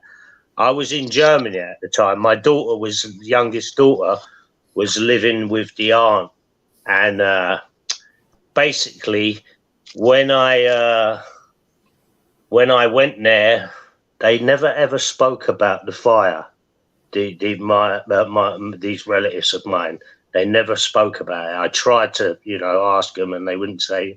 And they only ever said one thing to me, and this was quite eerie. They said what freaked them out was all the screaming and then silence. Yeah. And it said it freaked them, and they never. It's obviously, and there's a youth centre what was born from that fire called Henry Dickens Club. It's an art therapy. It's for the kids and all the locals, and the locals had to break into that place because it was a community centre. What was only used 3 or 4 times a year for council meetings. So they broke into the place with their own bare hands, and all the donations what were being sent there, food and clothes, they housed it in there, and then they forced Chelsea and Westminster to fund that club, which they did. And now the novelty's over, they're barely funding that club now. So these are the things what we see on TV, what tell you what they're all going to do. And I think I'm pretty sure the inquiry's still not finished, or the findings of it. No, it hasn't. It's not finished at all yet, mate. It's years before that finishes. So we're looking at in I think it was I can't remember, was it July or August, June, July, August, one of them months. So it'll be 5 years or 6 years now, and there's still no outcome. They're blaming each other and trying, because someone's at fault, and they're all trying to blame each other, saying the materials were not good enough or they weren't tested enough. But like I agree with Mike, it's the final signature what should take the blame. He's the one who signed it off. I'll tell you something, Mark. Sorry, Eddie, just quickly. Just quick. When I used to be a project engineer when it was the NTL days, and my signature, when I signed a job off, contractors would come in, they'd do all the electrical work, all the RF work and stuff like that we were working on. And if my signature was on that and I didn't go through everything that they'd done, if something like an electrical panel caught fire, someone was injured, something wasn't earthed properly, and one year I refused to sign off one job because I called in Bedfordshire Fire Brigade to come and inspect what they'd done. They were tying three-phase cables to, do you know the false floors? You've got the metal supports under the false floors. Where they were cut a long story short, they were running short on this expensive cable. So what they'd done, instead of running it all into the cable trays under the floor, they thought they'd cut corners, and they were cable tying it to the metal stands that were keeping the floor up. So if that cable ever broke down, the floor could become live. And I lifted some floors up, and I refused to sign it off, said no. The bosses within the company that I was working for, because they had a time scale of when that building had to be open and everything had to be working, they knew it would take an extra 2 weeks to correct all that problem. The building was meant to be open the week after. This is how short the timescales were. I refused to sign it off. They threatened me with a sack. And it was only Bedfordshire Fire Brigade that escalated it and reported it to our head office to say, hold up a minute, but you are threatening this guy not to sign it off. They witnessed it, and I'll give full credit to Bedfordshire Fire Brigade. They actually backed me, and they escalated it within the company. But this is how it works. Health and safety works. If the corporation ain't happy with it working and it's going to spoil their plans, well, yeah, silly bollocks would have had to sign that off if I was gullible. Anything happened to that building after that, it's down to me, Mark. It's not down to NTL, it's me as a person. And that's what has not happened. Was it Chelsea and Westminster, was it, Mark? Yeah, Chelsea and Westminster, yeah. Someone has signed that job off, right? And ultimately, they are responsible. It's down to them. If they're responsible to sign a job off, they're responsible to inspect it and make sure it comes in with certain criteria. And, it's down to them. So someone in the council there is responsible ultimately for what happened. They're not responsible for the fire as per se, but they're responsible for signing off the protections that building should have had. As simple as that. But going back to what I said earlier, if they're signing something off and they've got a ream of paper in front of them and they've got certification for every product that's been tested, blah, blah, blah, and they've got all that in place and they haven't got the knowledge to understand what everything is, and that's where the failures occur, which is what happens, and that happens regularly. Yeah, I'll not believe it. So the paper trail that then is then involved, it then goes backwards from the person that signed it off to the person, that sort of commissioned it, the person that ordered it, the person that sold it, the person that made it, the person that tested it. It goes backwards and backwards and backwards. And any trip up within that chain, in that paper chain, will result in prosecutions, but ultimately, as you say, the person that signed everything off is a person that is ultimately liable. Yeah, totally agree. Mm-hmm.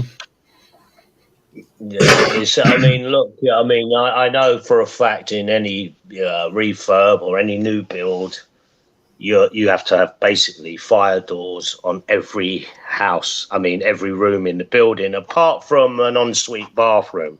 And they're all differently fire rated, obviously the kitchen being the highest. Because I heard someone on a panel saying there's no legal requirement. No, I'm afraid there is. I know because there isn't a legal requirement. And, it was a terrible event in this country, what's not been addressed really yet. So it needs to be sorted out. It's like I said, it'll be 6 years come the summer. Well, they're just hoping it goes away, Mark. They're just hoping that people lose interest in it and are not bothered. That's the operandus, whatever it is, this establishment works on it. And you can't blame a government for that. That's how this establishment works. It's like, look, the plebs will forget about it in 6, 7, 8, 10 years' time. So we'll drag it out. It's the same with the child abuse inquiry. That was dragged out for years and years and years. Eventually, it was such a poor pantomime show that people got bored of it.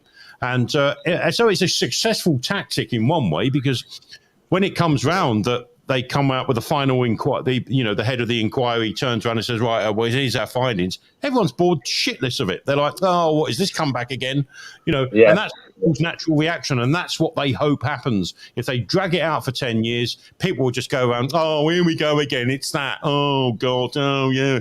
It should have been 2 years ago. And then just move on.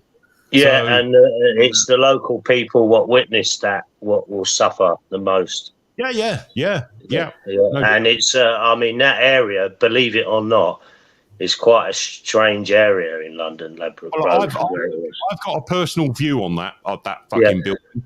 That building should have been pulled down, because to me, it's like a monument to the people that allowed that to happen. It's been turned into a fucking monument.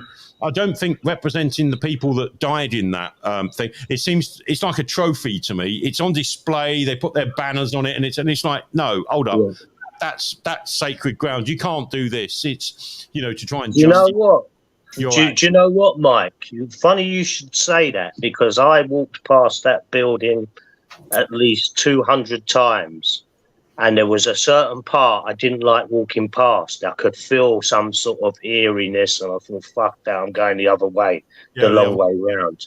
Can you imagine live around there, Mark? The people that, weren't affected or injured by it, but were stood there that night watching that building burn, hearing them people burning that building. Can you imagine leaving that building up in the condition it's in? Right? I still believe it's up to this day. It is.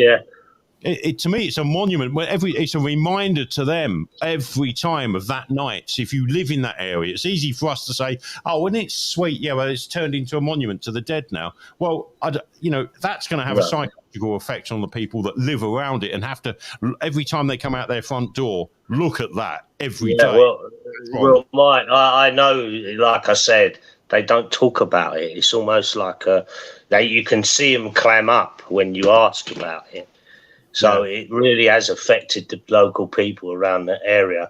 And like I said, the government, now the novelties wore off, it's, the youth club, what was born from that is now not hardly getting any funding. It has to rely on charity stuff now, where they were funding it, to make it all look great we're helping out the local people. But as you said, they're just dragging it on. And in the end, people will just the locals won't ever forget about it, but the rest of the country will, Just in reply to Neil Robinson, he says, hear what you're saying, Mike, but in a way it's comparable to 9/11 monument in the US. Well, it's not, because that's still the original building that burnt and is just fragments still hanging there. What they done with 9/11 is they built a monument and they built new buildings and they had them light things put. It wasn't the original building. So I understand what you're saying, Neil, but it's not quite the same. When you've got a shell of a building, what people have died in, still up, still standing, and you've got to look at that's not the way to do it. They could have built... Forgive me, guys. I've done too much listening and then kind of gone... So what is this about? I mean... Grenfell. Still on Grenfell? Yeah. Yeah, we can move on, Dino. Now it's just that's fine. Just fascinated how fair you went into that, and also the other thing, I think they kept it on purpose. Absolutely amazing. I think the reason why they found in it and killed loads of people. Basically. So I think another reason why that building is still up is to devaluate the property values of the area. Where I live and every other high rise, they came in and they put this big sticker on the inside of my front door, and I still can't peel it all off. And it was a picture of Grenfell, and they put a poster in the foyer, picture of Grenfell, and that's just my block. And there's 6 blocks the same around here. Yeah, that's just Wigan. So you go to the next turn.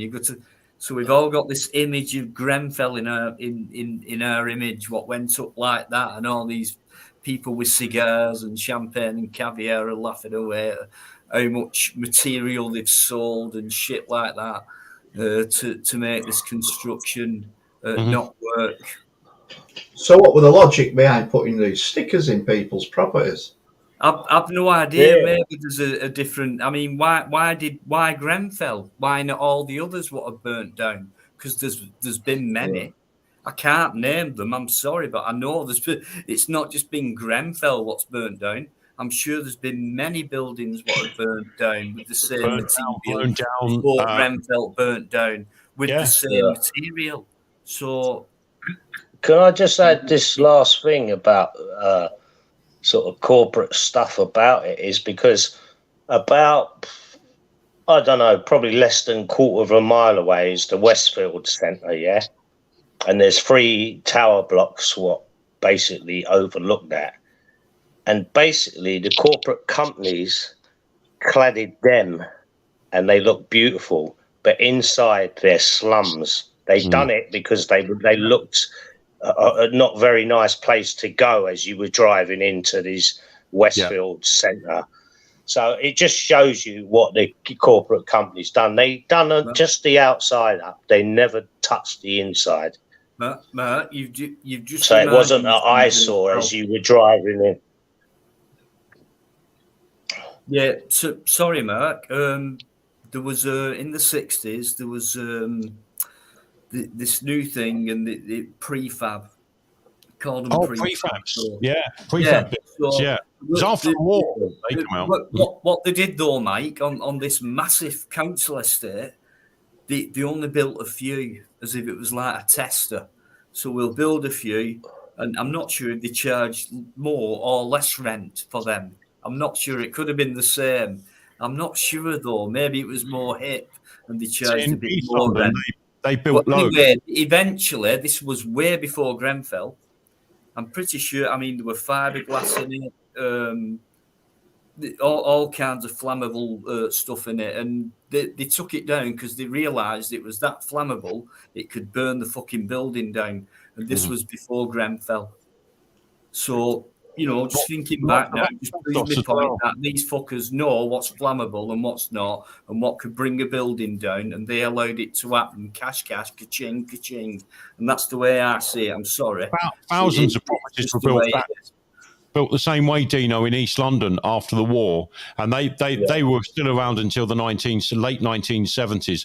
And not only were they fire hazards, they were an asbestos heaven. Them places that were built. They took this off, and they didn't even replace it. They didn't need to. All they did was re-pebble dash it, or not re-pebble dash it, pebble dash it. Yeah. Where this cladding stuff was, you know what I mean? It was like, whoa, fucking hell, get rid right now. Yeah.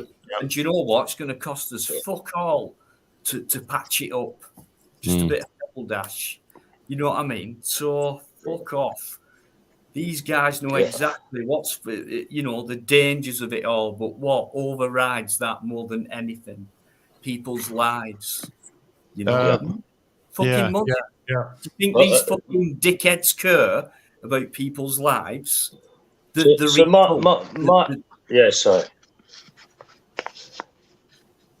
Well, yeah. Anyway, Mike, are you an electrician? Did I hear? Well, more sort of radio frequency stuff, RF. But a lot of our work does involve, free phase and stuff like that. Yeah.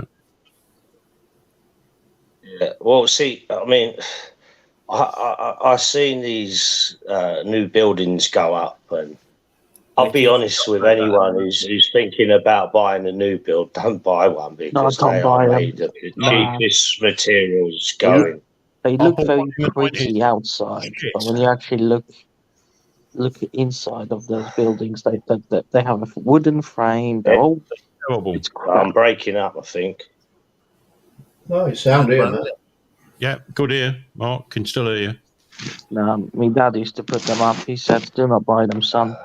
Absolute crap they are." No, I wouldn't have one. I mean, I know people that have moved into them, and that after a couple of months, they're moaning that they can hear the neighbours' farts next door. You know, that they're so badly built. You know, and it is, you can, you know, they build the living rooms back to back, they build the bedrooms, the master bedrooms back to back, and you can literally hear everything that's going on. If you turn the sound down on the telly, you can probably turn the sound down on your telly and have it tuned into the same channel next door's got, and you know, you'd hear it word for word. It's terrible. Some of these new rabbit hutches they're built, and that's what I call them, is rabbit hutches. They're terrible. You know, there's no, that nothing seems solid. You know, it's mostly sort of like false walls. These, I forget what they call them, like thin cavity walls, like plasterboard, built into dividing the rooms up, and that's it. They're absolutely awful. But it's also how cramped these estates are. They, you know, it's a little bit of land, and they built like 10 houses in their land. Well, it's pub ridiculous. Yeah. There'd be a pub there one day. Next minute, there's 10, 12 houses on it. It's like, how the fuck they squeeze them in there? But they had to burn the pub down first, didn't they? They're built cheaply, using cheap materials and cheap labour. And then they sell them for like 200% fucking profit. I'll tell you what, look back then, right? How many buildings, what were built properly, right? And I'll include this one out. 1 second, I'm on that. Sorry. Somewhere. Hello. Matt Kelly getting bollocking off Little in there. Is that Mark's Little? That's Mark. Yeah, she's just coming, right, having a go at me. Oh, She's listen, got if you're still autism. listening, hello from Deanology and everyone on the. How you doing? She's back in her room now. She comes in having a moan up about all sorts of things. So. She's all right. Oh. It's fun. Yeah, I heard the bollocking then, Mark. I just said. Yeah.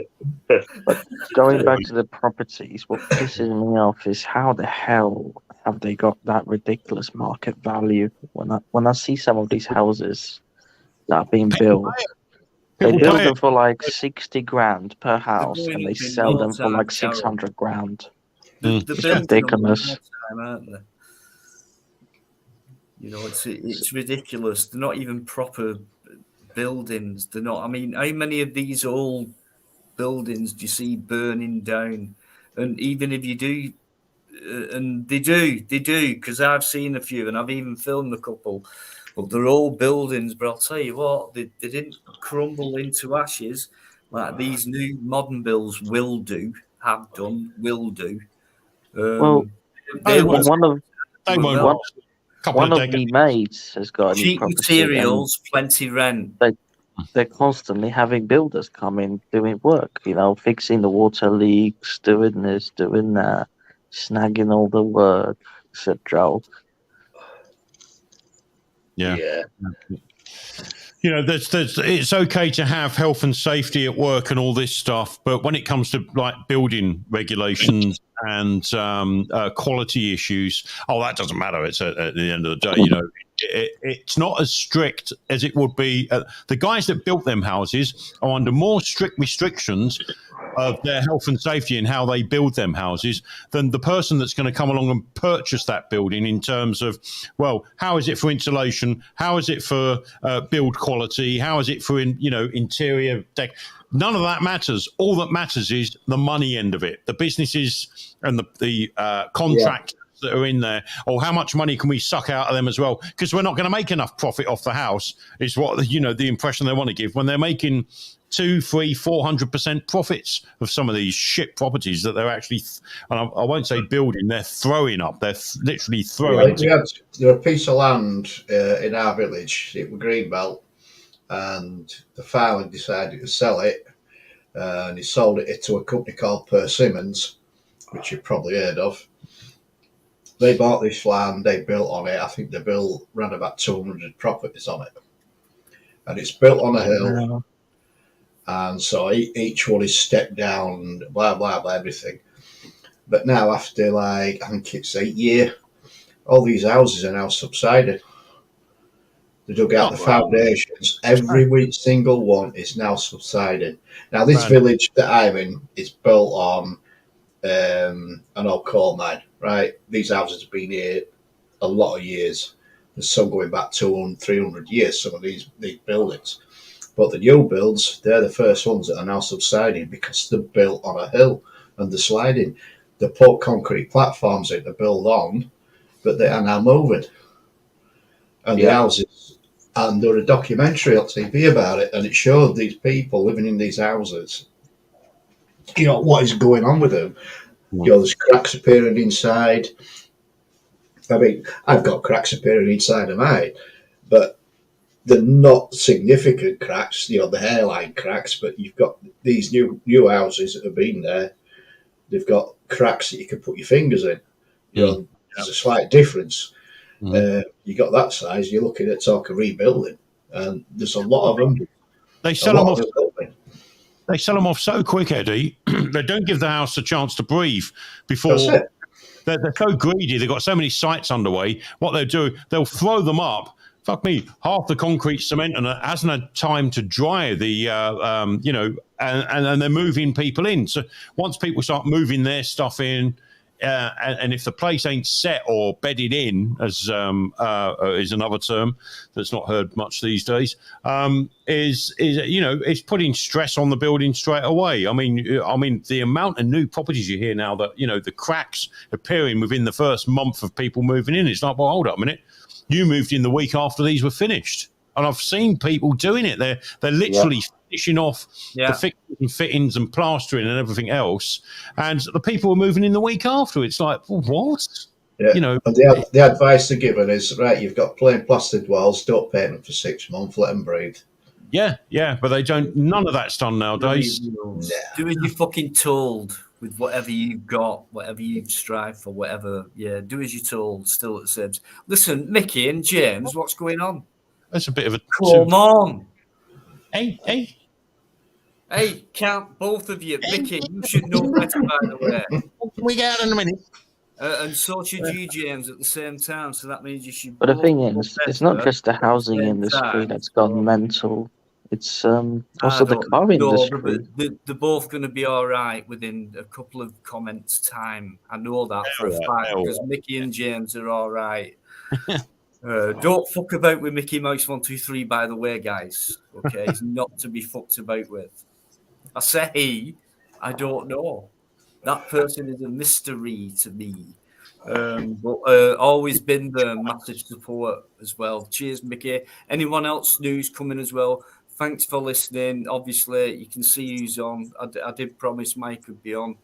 It weren't 100%, but here he is. So, and I think from now on, hopefully, and I have asked him, and he did say, well, maybe Dino, maybe not. He could become a regular on this live, which would be great for us all. That'd be nice to see that. Yeah, and don't forget Fluke's band, and I want to make that absolutely clear. That's set in stone. So You're not the only channel that's banned him. Sorry if you like Fluke, and some of you may do and things like that. But I'm sorry, guys, you may not see what others see about him, and I think these guys, who I mean by what others have seen about him, have seen enough. Okay, so I'll leave it at that just for a sec. I'll leave you guys to it. Thanks so much, guys. DJ Emily and Trevor Random, and brilliant stuff. So see you in a minute. Leave you to it. Quick break. Yeah, Carol, you mentioned the cars then. Oh, mate, it's going crazy. I mean, the average fucking price of a car now is like, what, 12, 13 grand? I mean, I saw a documentary today that I watched on YouTube about the electric cars that were all being sort of swayed towards everything else. These companies that are building electric cars, they're all saying, the source of all these products, they're all fine, everything's above board, no slave labour, everything else. But they're all powered off lithium batteries, right? And it shows you all these people, I forget what country it were in, right? But there were 3,000 people working in this open cast mine, mining cobalt for the lithium, right? And they're doing it by hand. Yeah, kids are doing it. Exactly. Yeah, there were men, women, and children mining the cobalt for all these lithium batteries. Probably to earn like £1.50 a day. Something ridiculous like that. It weren't even that, mate. It was less than that. Where's Greta Thunberg, whatever her fucking name is, the Hmong that is telling us that we're killing the planet and we're disgusting and all this? Where's she? Where's her voice on all this? She's promoting all these electric cars, but the fact of it is, this cobalt, like you just said, is being mined in countries that are inherently poor. They're using child slave labor to get this stuff out for the likes of Tesla and all the electric cars. Exactly. The thing is, though, but it's the expense of how these cars are manufactured. You'll have cobalt mined in South Africa. It'll go to the Far East to be processed, made into batteries, and then they're shipped by ship from places like Canada, America, where these cars are manufactured, and then they'll put back on ships and distributed to. So the whole thing is just a load of bollocks. The carbon footprint before you buy that car is much more than what it is with a conventional diesel petrol car. Exactly. It's just, but the thing, the irony of all this electric car business, to power those electric cars are using diesel generators to power them. So the irony in that says enough to me. I'll do away with my coal-powered car, petrol, diesel, gas, and I use electric that's powered by petrol, diesel, and gas. Braintree My in electric, Essex. so- Braintree in Essex has got one of these electric power stations for the electric cars, and it looks like a petrol station. But Yeah. instead of the petrol pumps, you've got the electric pumps, right? But in the background, there are fucking generators, Yeah, exactly. old fence stuff, and Service station on the on the M40 is the same. It's got loads and loads of charging points that they've placed in. But what they've done behind some trees, hidden out the way, are 4 diesel electric generators powering them all. It's the whole thing is you just can't make mate. it is a con. Yeah.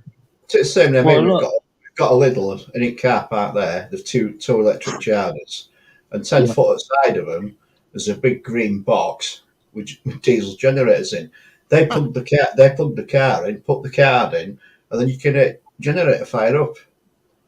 Yeah. I'm saving the planet. I'm doing that. Yeah, saving the planet. You've got your car plugged in, and look at smoke. That's fucking pissing out. Yeah. Well, according to Mark Kelly's got an electric boat. He's got no, what? I haven't. I got an electric scooter. Mark, another joke. I've not a clue what your boat runs off. I just thought Well, this is what I was just actually going to get to a point on. That is because Al Jazeera reported yesterday that Norway's electric cars now is 80% of all their cars, and all their cars will be 100% in 2 years' time, and petrol and diesel will be not in use. So I started thinking about things like my boat, things about lawnmowers, strimmers, all the other things what use diesel and petrol. They're not going to get rid of petrol and diesel just like that. Surely they can't do that. Mark, this country, right, is on its knees at the moment on the national grid, right? If we all went electric in the next 5 years, right, let's put a conservative figure on it. If, say, we in the next 5 years we all had to go to electric cars, the system we've got here would not cope. The difference between us and Norway is Norway has still got its gas fields. They still use gas generation. They've got wind power, but at the end of the day, they've got nuclear power. They've got gas. They're a big energy provider in terms of resources. We're not. We've sold all our gas fields off. We've sold all our coal fields. We've filled them in. We backfilled them so they can never be fucking mined again. We have self-harmed. We have got nothing to fall back on. We rely on France. We rely on Germany. We rely on Spain and China for our energy now, and that's a very dangerous position to be in. Norway are not in that position. We're in a totally different position. We even deconstructed. I don't know if you remember, and it weren't that long ago. Every town and city had gasometers. It was somewhere where they stored natural gas. They've all gone, and the only place we've got storage now is Lowestoft, out there on the East Coast, and that's not enough to provide the whole country. And what they're doing with that storage in there, when we needed it most, when the weather started to turn here, we had to sell some of that gas from our storage in Lowestoft back to the EU so that they could cope. So we're subsidizing Germany. This is the thing that makes me sick. We've got nothing here. We've got no critical infrastructure in this country, which is owned by this country. We depend on foreign investment, and all the profits of them foreign investors are going back to their countries, subsidizing their own fucking power. This is why France, EDF, can cap their price rises far more than what we've done here. We got another rise coming in a couple of months' time, and I'll tell you, we think our energy prices are bad now. Wait till this comes in. But at the same time, the government, they're helping us all. We understand the cost of living. Notice they don't mention the word crisis on the end of it, but they're stopping it all. So when the prices go up next time in end of March, beginning of April, all them subsidies go into those on universal credit, tax credits, people that, and the £60, whatever it is, everyone else gets. That's all going. That's all gone. And then you're on your own. And that's where you will see how friendly, and I won't call it government, I'll never call it government, establishment is, because it doesn't matter whether it's Labour or whatever, we're going to get treated the same. We are being deconstructed in this country, and that's something I firmly believed in for the last few years. I think the back of this country is being broken in many ways, not just with energy, things we've got with the migrant crisis at the moment. We cannot cope. Our NHS can't cope. The NHS it's not coping because it's not got enough money. It's not coping because there's too many fucking people using it, more than what it was designed for. I just think simply, mate. Me being a simple-minded person, just the old British system, stroke culture-based system. It's gone. Near enough gone. It's gone. You're right. It's gone. And it's not like we weren't anything in the past. It wasn't like we weren't a part of nothing. Without us, the world would have been fucked. They wouldn't have advanced the way they have done in many parts because of us. And it's a horrible feeling that but our chickens are coming home to roost now. Like, thanks, cheers, but yeah, you fucked us over in the slavery days and things. What? You bring it up all them years ago, and they bring up all this kind of shit to try and justify it. But we've lost it all. It's a shame, really, because we've still got some of it as well. Did you hear Richie Sunak's speech today regarding the plans for 2023? What they're going to do? The first, he went on. He said a lot of things about energy, fuel bills, blah blah blah, all this shit. The one thing that he saved for the last was he's going to make the illegal immigrants illegal. He is going to, honest. He said that if you come to this country illegally, you will be deported immediately. Never going to happen. It's never going to happen. That's what he said. I was listening to. You ever listen? I was listening to some radio communication going. But this is how things are working now, right? Over the last few weeks, the English Channel conditions have been pretty dire, right? Certainly in the last few days. But at the weekend, someone recorded on their on a scanner or something the conversation going on between the French Marine Police and the Border Force. And the Marine Police had picked up, right now, listen to this, 1.5 miles off the coast of France, which is still well in their territory. They're radioing the Border Force. And I'm sorry, the irony in this, right? The ship that they were communicating with was the Border Force ship called Defender, right? I don't know what it's fucking defending against because it can't defend against fucking rubber dinks, but it was called a Defender. And the French Marine Police called it up on their VHF system and said, we have boat of... we have a boat of immigrants coming to your country. Are you going to meet us halfway? And the British ship replied, the Defender said, we've just been called to another incident, basically another boat attempting that they've got to go and rescue. But another ship will be with you in 20 minutes coming out of Dover. And so this other ship then arrives, and it's like a fucking taxi service. It's not a rescue service we're seeing that's happening in the English Channel. It is a coordinated taxi service that's going on. Basically, what our government are doing is human trafficking. I don't care what anyone calls it. They are human trafficking from France. And the French are laughing. They're like, "Oh, look, all we have to do is radio." I'm doing a German accent now. It's not French. It's radio. You're worse than me, Mike. Oh, I know. I'm sorry, but that's what's going on. That's out there, and I think it was it GB News or someone like that played that whole radio conversation out. And it's just like, this is unbelievable. So, this is going on every day. The French are literally just picking them up off their coast and going, right, we'll take you halfway. The silly British will come along and they'll taxi you the rest of the way in their boat called Defender. What a fucking joke. Joke. Right, listen, guys, I'm going to have to say goodnight. I mean, this pillock started this like too late. We're nearly my bedtime anyway. So, you see, what it is, I can do what I want. You can, so sure. I can. That's the thing. It's my channel, you see. Right, I'm going to love you and leave you. It's been a good conversation tonight. It's been all right.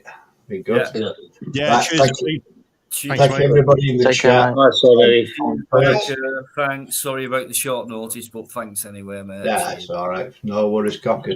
Right, Thank love you and leave you. Take care. Twat in a tat. Signing off. Yeah. Take care. Love you all. Bye-bye. What's See you up? later, Eddie. No Bye, worries, Mike. Thank you. See Take you care, on mate. Friday, no doubt. Yeah. I'll get one more refreshment, and I'll back in a sec. But I'll make this my last nightcap. I think, if that's all right. No, of course it is. Where's my cam? Right. How about I going was back? half expecting the Crinkle logo to come on there for some crazy reason. What the hell is he? What the hell has he got in his background? It's like a commissar Mike. Looks like he's got a bloody Soviet uniform on. I can't make out what that is, to be honest, but I think that Looks is like a fucking I think that is commissar. Mike. It looks like Mike anyway, but I don't know. Looks like some kind of We'll angry general. Put him on the big screen, and then they'll give us a better look. Yeah, it looks like a. Yeah, he'll let us know. He's a curious guy, is Mike. I love him. He's well saved. He's saved the fuck, mate. Yeah. He's brilliant. I used to watch Great. his channel all the time. And he will be becoming a regular, guys, on my live stream. And so yeah, He's got a pack and punch. He has. Yeah, people just absolutely love him on here. So I have asked him. I must admit, I have said, Mike, what do you think? The problem he If had you with don't mind, is no YouTube problem were just being fucking whenever him I over. can. So I really appreciate that, and I respect that from Mike. He's a great guy. The problem with his YouTube channel is it wasn't getting any bigger. YouTube were just shadow banning him. It's terrible. Yeah, I know. A man with a lot of knowledge, wisdom, and the more people like that there are, and they go around like this and start teaching people like myself and us, and and so we pass it on and things like that. They don't like that. Of course they don't like that, because they know we're in the fucking right. We don't get the details right, because do you know what I mean? But they know we know what's going on, type of They thing. don't like the truth. They don't like that. But do you know what? Tough shit. Because real people just carry on saying what they think and what they believe in, and that's all that matters. Because someone else might hear that or overhear it or get taught it from yourself or yourselves, and they will take that on as well. And they don't like that. Someone else has just learned that as well. All this, what's going on and stuff. So just keep going is all I say. Don't ever think it's in vain. I don't think it is. Keep passing. He's done it again. He's done it again. Keep talking, guys. Like we do. Mark does some great lives. Don't forget. Mark, he's done it again. So yeah. Here we go. We're gonna get a crinkle accent in a minute. Oh right. I'm sorry. I've only just noticed. Fucking give you fucking science. Fucking start that. Was he back in again? Is he? Listen. Stop stalking me. Oh, sorry. It's Mike. Right. So Mike, can I ask you this one? You're quite a deep guy in the game, as people say, but why do you think the migrant crisis? What's happening? Why are these people being allowed to come? Western society, but no, for the likes of the WEF and everyone else involved, like United Nations, they need to break down the West. And that's exactly what's happening. And that's what we're seeing, not just in this country. We're seeing it in France. We're seeing it in Germany. We're seeing it in Sweden. They're here to, it's to break the West down. It'll be easier to control because they're used to having regimes that are controlling. And that's what's happening with us. The back of this country's been broken. What they've done over the last 20 years, well, it's been longer than that, to be honest, but it's been more viewable in the last 20 years, is to break this country down so much it's got nothing, that we will actually become what we're importing, and that's third world. And that's where we're going. We're seeing it now. This is the start of it. This is the start of it. See, I look at it as a complete transfer of cheap labour. What the elites want, they want you for work. They want you working for 10, 11 pound an hour. So if you don't do it, we'll get people. You're right. The cheap labour and that, which to them is like kind of paradise when it comes to money. But yet at the same time, like I know many guys on minimum wage. We all do. But they've not got all these cars, these toys for the kids, these nice clothes. And they have. Where's that money coming from? Where are they getting that from? Well, this is the incentive to bring them here, because the people what will gain out of this the most will be the elites, because it's a transfer of labour, cheap labour, where I saw it happen in the building industry in London. First of all, it was the Polish which came, and it was pretty difficult to get work when they were about because they were so cheap. Then they disappeared, but most of them went back, and a few stayed. The good ones stayed, and then all of a sudden it was the Romanians and the Bulgarians turned up in mass on building sites, and now basically a 90% of any building site what's in London, what's a decent sized building site, they're actually the labour force, and it's a lot cheaper than it was, say, when it was a British tradesman what have been trained, know what they're doing. And the thing is, I can understand that level of employment, Mark, and things like that, But the horrible thing what I've seen is like people in higher professions like nursing and things like that, and I've come across a couple of people, and I'm not being funny, but I couldn't even understand what they were saying to me. And these are people in like medical services. Experience. I'm not being funny by saying that, but Mile End Hospital, it's terrible. My aunt died in there, and it was absolutely terrible. And it's not just that; it's the culture that comes along with it as well. We are progressively getting more of a violent country, but when it seems racist to point this all out, and this is why that word is meaningless to me now. The word racism absolutely means nothing to me, because it means that you can't point the obvious out. We had the Brixton Empire, whatever they call it there, with a rush for the doors there because they all wanted to get in because we don't have to pay. We had the same on the New Year's Eve firework thing, rushed, and it's the usual suspects. It's a culture that I'm not. I moved out of London because I saw it growing more and more and more. Me want, me have, me stab, if me not get. Sounds racist. That's the fact of it, and people want to man up. And just this racism shit and all this diversity shit is a load of bollocks. It's there to silence us. That's what it's there to do. I see what I see, and I see what I say what I see. I see that London has become an absolute, and not just London, Birmingham, places like, has become a violent shit pit. One thing Sadiq Khan has managed is to he's turned London into his fucking roots. It's a shithole. I wouldn't go there if anyone paid me anymore. I'm glad that the rest of my family's out of that shithole.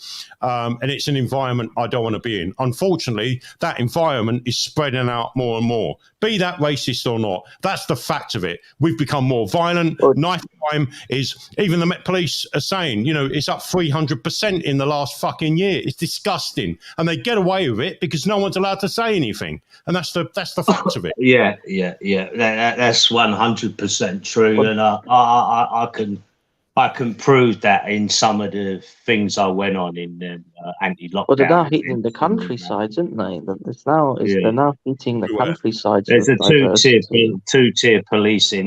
We was at a lockdown thing. Well, it was a sort of freedom thing, and I was with Jim, correct, not political. I don't know if you know him. know him. Yeah. He Yeah, sounds. well, so we were walking back towards Trafalgar Square, and I think it was Algeria just won the Arab Cup. So I went up and asked them what they were celebrating about, and they were absolutely going wild, fireworks flying across the place. There was a good few thousand of them, and the police stood there and done nothing because they were terrified to look racist. Yeah.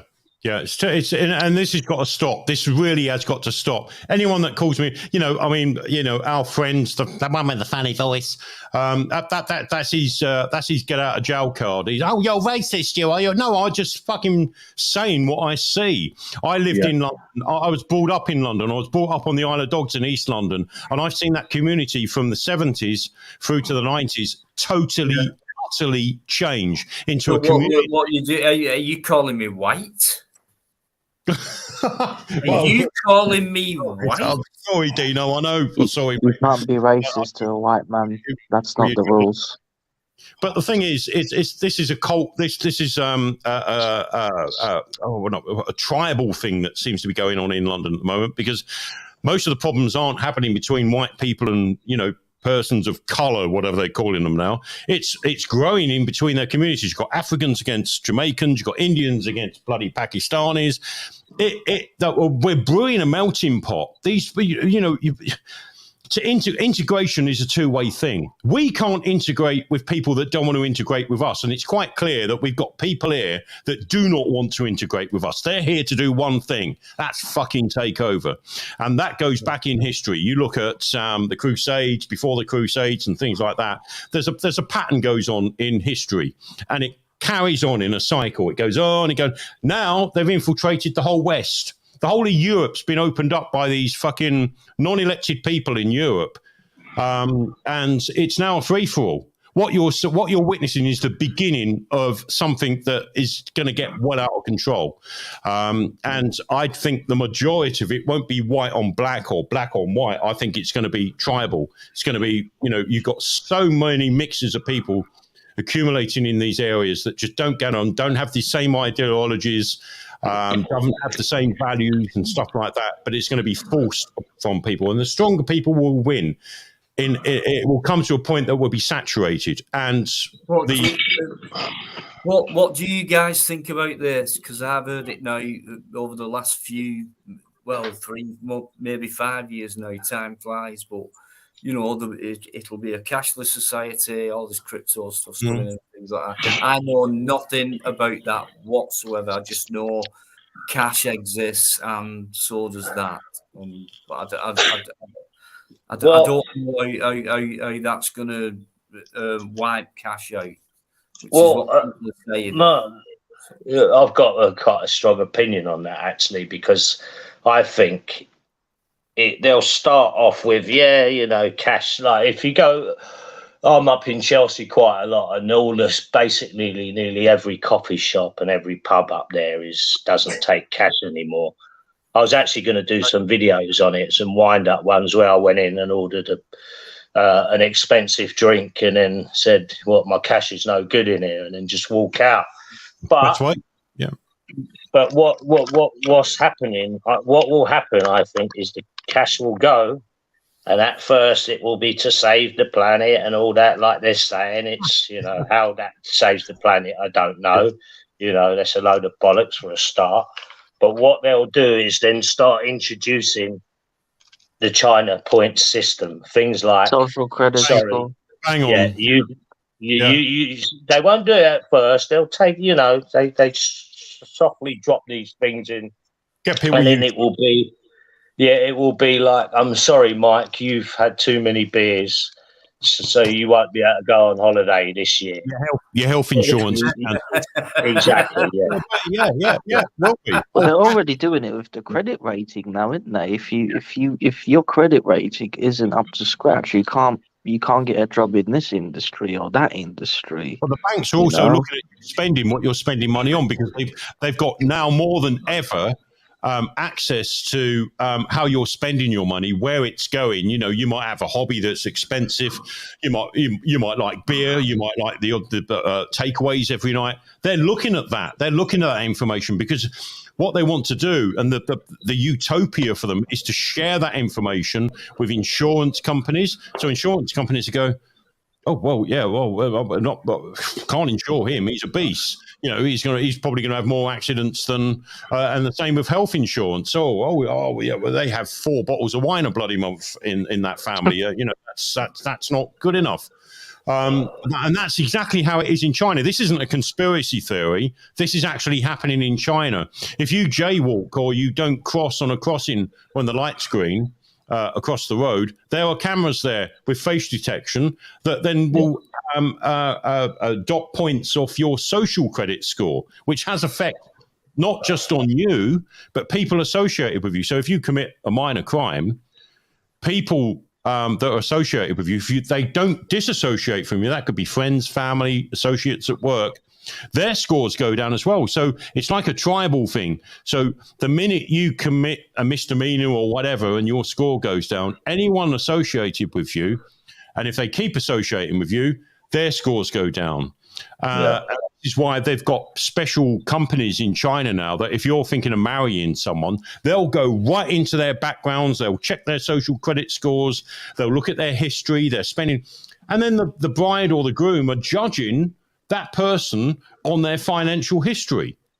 This is what, you know, you got Grant Shapps and people like that in government that actually look at this and what China's doing and they think it's fabulous. They think, oh, well, this is what we should be doing here. This is why you're seeing more and more cameras going up everywhere. And in some cities, it's ridiculous. They've got 5, 6, 7 cameras mounted on one pole.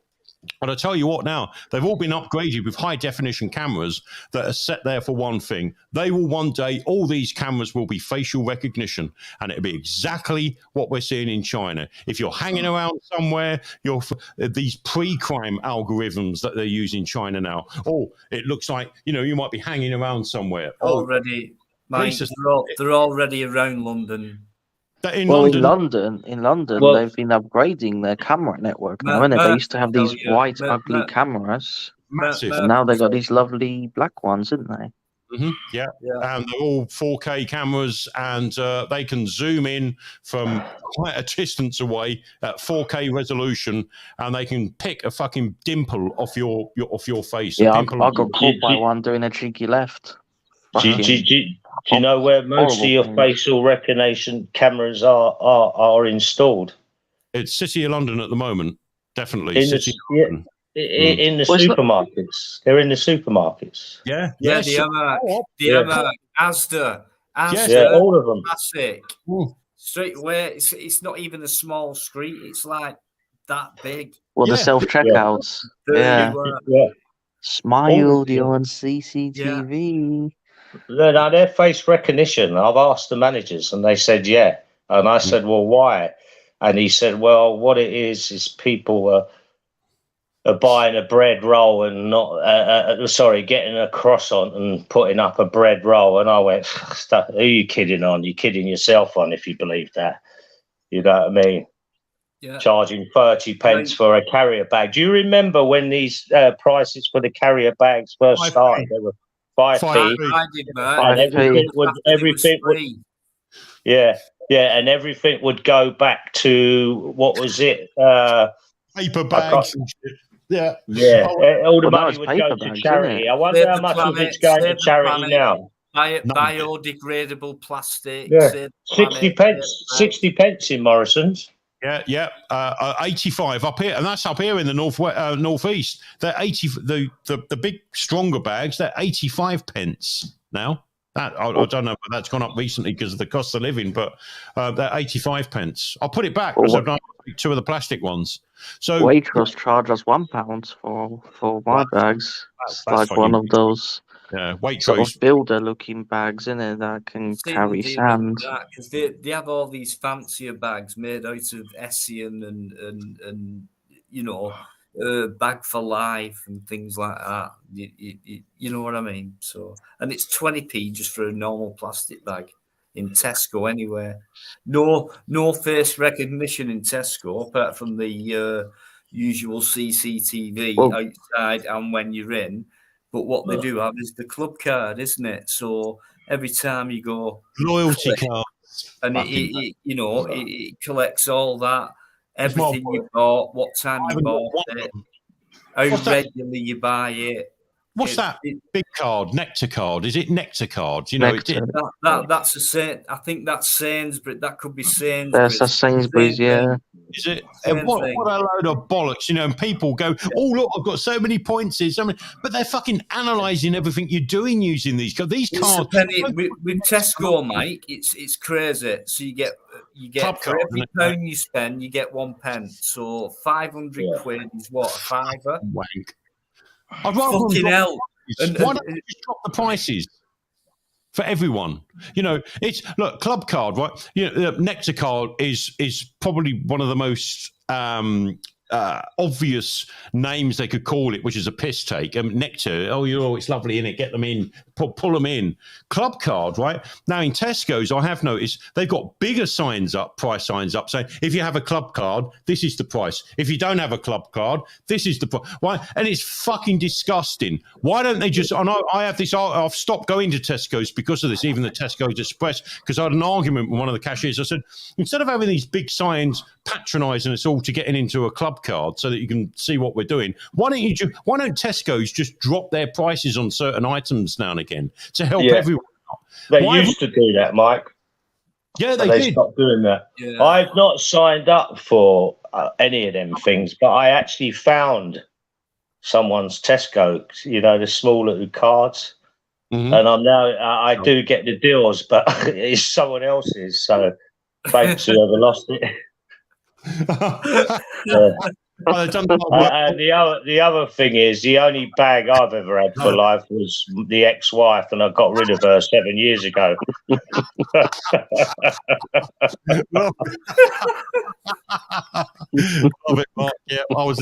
I got rid of mine 5 years ago, so that's we're on a par there, mate. I know exactly where you're coming from. Any women who's still in that chat? How you doing? They call us worse, mate. You're not all the same, but you know what? Some of you are fucking right bags. But yeah, not you guys in here. Thanks so much. Cheers, guys. Anyone? But the thing with this club card as well now. Very much indeed. Great company tonight for me on here. Absolutely brilliant. One of my heroes, Mark Kelly, Mike as well, and Carol, brilliant regular. Just, you know, your normal guy. Just like I like Mark because when he goes on channels and he starts questioning people, it's just a voice. Well, I mean, he's a Londoner. There's no doubt about it. And it's just that it reminds me of who's Mike Reed. What around now? Yeah.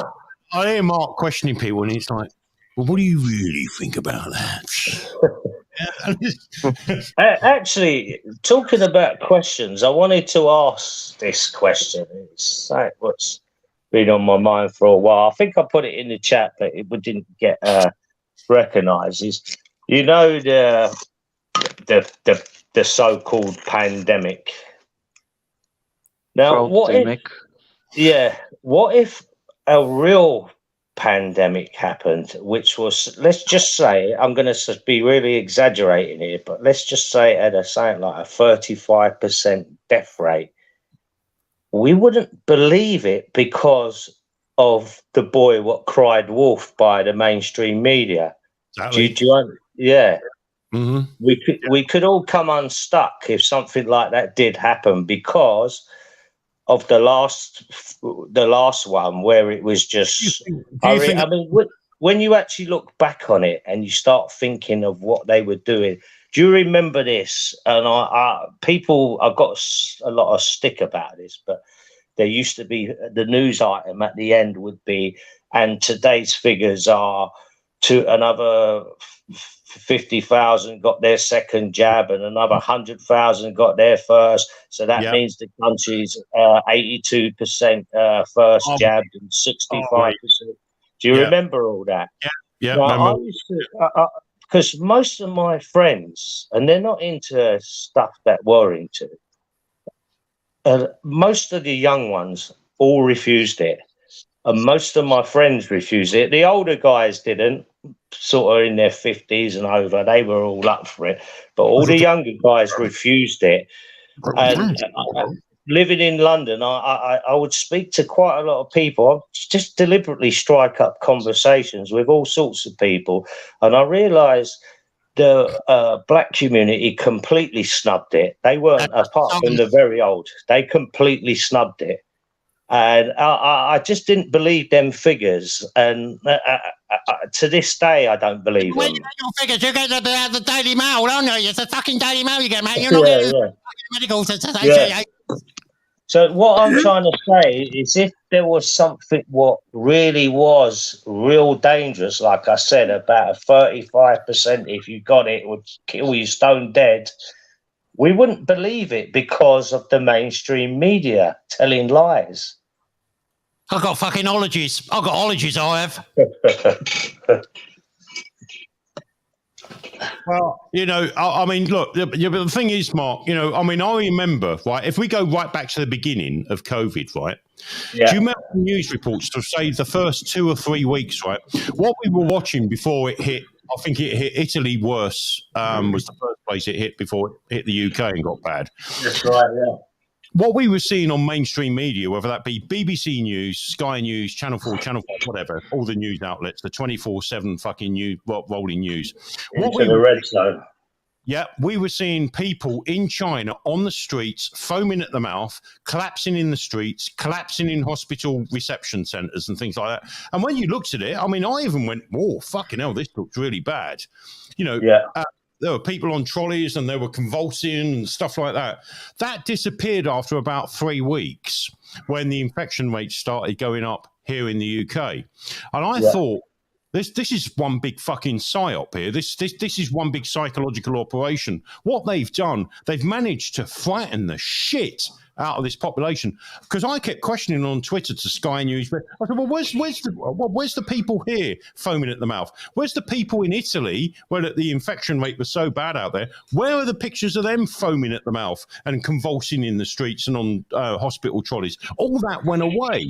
And people, and this is how it works, psychology works. People forget about that, because then what happens is like what you say. We were getting all these figures read off our news on a daily basis. You couldn't get away from it on an hourly basis. Every news headline was the R rate, was infection rates, was the death rates, was this. So this is how they drag everyone in. But psychologically, their mental pictures are still going away in people, the back of their heads, foaming at the mouth and convulsions. Oh, it looks evil. Oh, it looks bad. You know, I've had COVID a couple of times. I know, second time I had it quite bad, but I would compare it for me getting flu, and then, because I suffer from sinuses, and then getting a chest and sinus infection, and that puts me on my back for like a week. Compare it to that, I would say. But I weren't foaming at the mouth. I wasn't convulsing. I'm in my 50s, and I'm like, as you can see, I'm fucking obese. And I don't have the healthiest of lifestyles by any chance, but I've got through it, and I've not had any fucking stab. You know, it's just media, and I think the people, it is media, mainstream media, that are actually it sells papers. COVID, Trevor, flu, common cold, flu, COVID, the flu, common cold, flu. What do you want to call it? What do you want to call it? Man flu. That's what I want to call it, because it's just as bad as man flu, and every bit of flu and cold you get is man flu. Yeah, but what they've never done in the past is this mass vaccination thing. What they've done, they've not done that in the past when it was with a new vaccination technology, mRNA, which is seen mass before and shit like that. It's a bit weird. Control. It's control. It's controlled. It's another peg on their system of, right, how far can we push this? And I'll tell you, you know, we've got threats now of another massive wave of COVID coming in. This is what makes me predict it, right? By the end of the month, there's another massive COVID infection coming in from China. Now, the thing is, I do believe already they're calling for masks. People are pushing back on it, and I'm quite, that encourages me. If you look at all the online polls that the papers and the TV channels running, and they've all done it. They've all done it. What do you think about wearing masks? And it's anything from like 80 to 90% of people saying bollocks, no, fuck your masks. So it's going to be interesting if they're thinking about bringing in the new lockdowns. I just think there is a coalition between these things that we see going on in Oxford, Canterbury with climate lockdowns. So I think this is their natural step to it. But I mean, and that's openly admitted by the WF. The video's still up on their fucking website. Klaus Schwab. Oh, it's been such good data we got from the COVID lockdowns. Very effective. That we could use these for the climate lockdowns. And that's exactly where they're going with this. This is just the start. COVID's just the start. It's the catalyst of where they want to take this. Yeah. See, me personally, I don't think the British public will put up with lockdowns. That's me personally. Not after last time. Because people, not just these channels, quite a lot of people will just think, fuck that, I'm not going through all that shit again. And all this, think about all the small businesses what went bust. Exactly.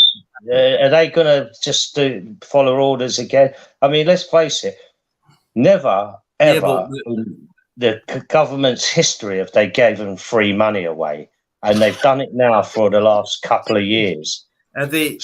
Why?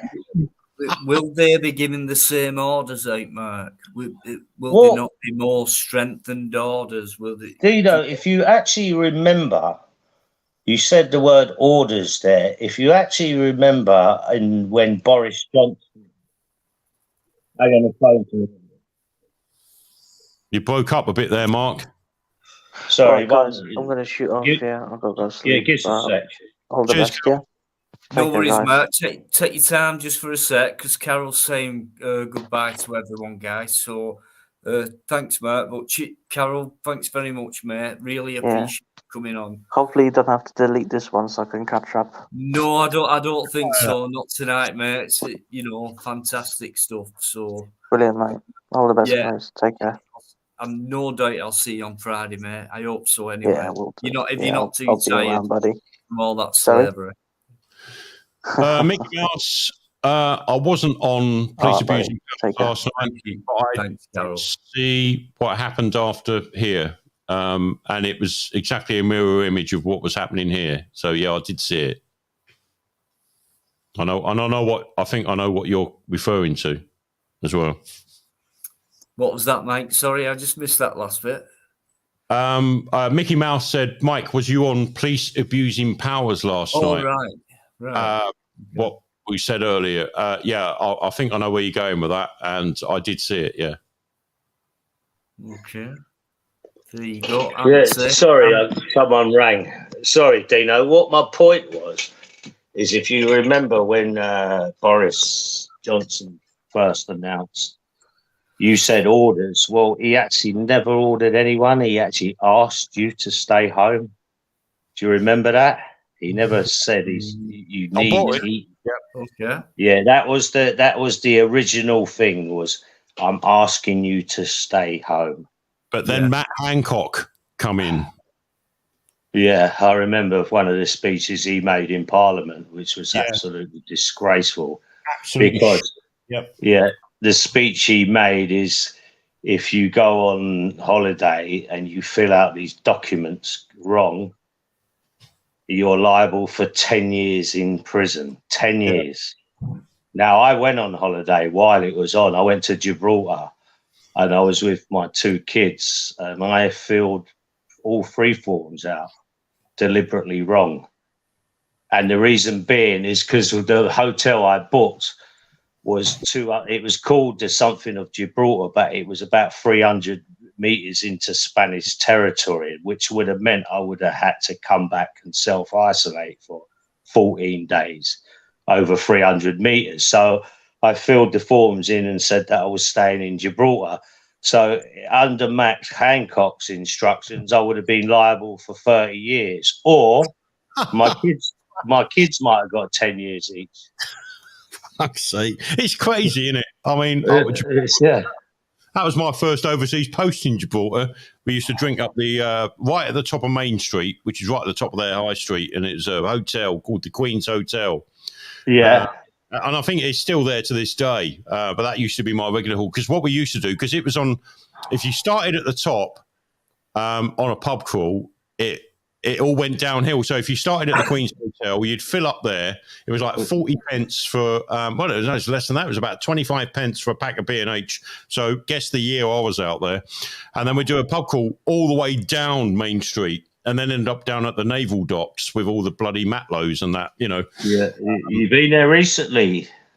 when was the last time I was there? 1992. I've not been there recently. I know there's been a lot of development happened down there. Yeah, I tell you what, for a 5 or 6 day holiday, it's a nice place to go. They've got all the restaurants now, and it looks like Venice, where they've got them sort of out onto the sea, and that. It really is a nice place to go now. I was out there just over 8 months, and I fucking loved it. When they transferred me, I'll go. Because you know, again, your next overseas posting now today. It's like, where's that then? Aldergrove. Yeah. What's that? Where's that in Spain? And he's like, no, Northern Ireland. Yeah. Northern Ireland. Yeah. Right, funny you should mention that, because when we got back, we were all coughing, and I was thinking, shit. COVID. Yeah, and it was no self-testing then. It was, you had to get there, go to a place, and get your kit sent to you and all that. That was it. You had to ring up, and there was queues, Anyway, I get through to this guy, and he's a northerner. He starts chatting to me, and I tell him what's happened. Said, look, I was in Gibraltar, and all of a sudden he just forgets all about what I'm ringing for. He's going, oh, fucking hell. So what anyway, I told him about we got robbed on the mountain by the fucking monkeys. They jumped on my back. They grab cameras as well. Watch it if you go. Well, they unzipped the bag. And nicked my youngest daughter's marshmallows. Now, because she's autistic, she wanted to fight the monkey.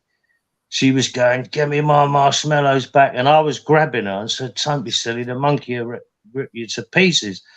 Anyway, so I'm telling this northern guy on the phone, worried that I've got COVID, and he's laughing his head off. He's going, "Fucking hell. Them fucking rock monkeys, I fucking hate the cunts. I thought they used to chase me up the And I was like, I could be dying, mate. This was the start of this shit. Anyway. Polaroid Instamatics, Mark. I'm talking back in the 80s now. Yeah. And the photo used to come out on a, That's right, I remember them, yeah. A mate of mine back in the forces then, he was up there and he was taking photographs on this Polaroid. And one of these rock apes come up and he had a strap round it. And they were quite big cameras then, the first Polaroid ones. And it just fucking yanks it off his neck. And when it just run off, all you can see is his bare ass running off with his camera. I've seen, because of that, I've actually watched a few videos where people are being, they've tried to get aggressive with the monkey, where the monkey's nicked something off them. They won't have it. And then the monkeys turned on them and chasing them up around the mountain. And I'm like, you fucking idiot. They've come acclimatized to humans that much. They know what they can get away with, them monkeys. Exactly, yeah. Beings. So, even in the 80s, they were like... I've seen them on documentaries. I've seen it. It's really funny. But, Mark, honestly, mate, that northern accent... Yeah, well... I'm going to tell... While he's on, I'm going to clip that out and stick it... No, Mark, I won't. Yeah, no, this guy was... like I said, I rang up, obviously, to get these tests, and I've been waiting ages, and he was all serious at first, and then all of a sudden, when I said I went to Gibraltar, that's when he changed, and then, like I said, he was he was giving it, fucking hell, you've made my fucking day, mate. That was fucking great. You know, I was telling because he was telling me about his tie. Obviously, he was in the services, but I mean, for a place to go on holiday for a little short, I mean, you wouldn't want to go there for 14 days. You can walk around the place in one day, you know, but for a nice little 5 or 6 days, it's a nice place to go. And the great thing about Gibraltar, when you get off that plane, you can walk to anywhere. You know, it's not like getting in a cab and going to a hotel, what takes another 2-3 hours to get to. Share that screen, Dino. Share the screen. If people don't know what we're talking about, there's a couple of examples here. I'll just pick one out on YouTube. Guys, Gibraltar on screen. Gibraltar, yeah, good old Gib. Here we go. Is a example here. They're just blatant. They're just taking that. You think they're taking no notice of you, but all of a sudden they'll start on you. There you go. There's the sandwich he's gone. He's breaking into the silver foil. But it's anything. If you've got a camera on display, they'll have it. They will have it. But there's, like you say, there's warning signs there, warning people that, you know, they'll grab that camera that girl's got there if you know, they were taking notice of it, but there's food there at the moment. There you go. There's his lunch. Yeah. They're fucking blatant. They really are. They're well fed up there, aren't they? Oh, definitely. And I think if you go back to their hideouts, it must look like Corey's laptops, drones, cameras. I bet it looks like Corey's in their little hideouts in the side of the rock. But there's one, look, taking a bus ride. Yeah. Or cable car ride, isn't it? I think that's the cable car. Yeah, that's where I got robbed coming out of that. As soon as I got out, as soon as I come out, I went, oh, look, to my youngest daughter. Oh, look, there's monkeys there already. And before I knew it, they was on my back. 2 of them. Madness, mate, madness. Comical, beautiful as well at the same time. Fantastic little creatures. Oh yeah. They're certainly well trained. They've trained themselves with humans. Yeah. That's it. It's not us training against them. It's them training against us, and that's the funny side of it. You know, the cheeky monkey. I think that's a cheeky monkey.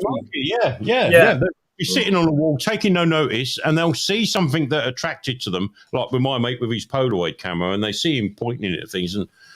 They were taking a note. Next minute, it was like lightning. Boof, waff, off his neck, gone. All you could see was his arms getting smaller in the distance with his camera. And they take this stuff off somewhere. I'm sure they do. There's an Aladdin cave somewhere on the Rock of Gibraltar that's got, you know, stuff going back years of technology of what's been stolen from us mere humans.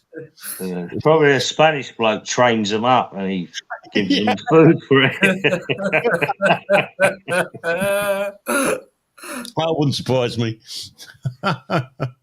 Anyway, listen, I've got to jump off. I've got to get up in the morning. So, Dino, nice one, Mike. Nice talk to the guy who was on earlier. I can't see what was his name because Carol. He comes on regular, Mark. He's good. I've heard him before. Yeah, he's all right. He's an absolute gentleman. He's been around a few years, Carol. Yeah, he's a good. Mm-hmm. All right, all right. Nice one, guys. Chat. Take it easy. Cheers, Mark. See you all soon. Any of my mods in there, guys, I'd really appreciate it if you could just stick Mark Kelly's channel link up there. That'd be great. Tell them, though, if they do come in, it's a bit wild in there. It's like the Wild West sometimes. It's all right. Do you know what? Whatever you think of it, it's always interesting. So I actually think, Dino, the couple of the shows you've been on were actually quite. I look back and I laugh at some of them, some of the things what went on in them. It's just, they're quite amusing. I found them anyway. They were entertaining to say the least. Yeah, I think I'm going to come back and become more rebellious this year.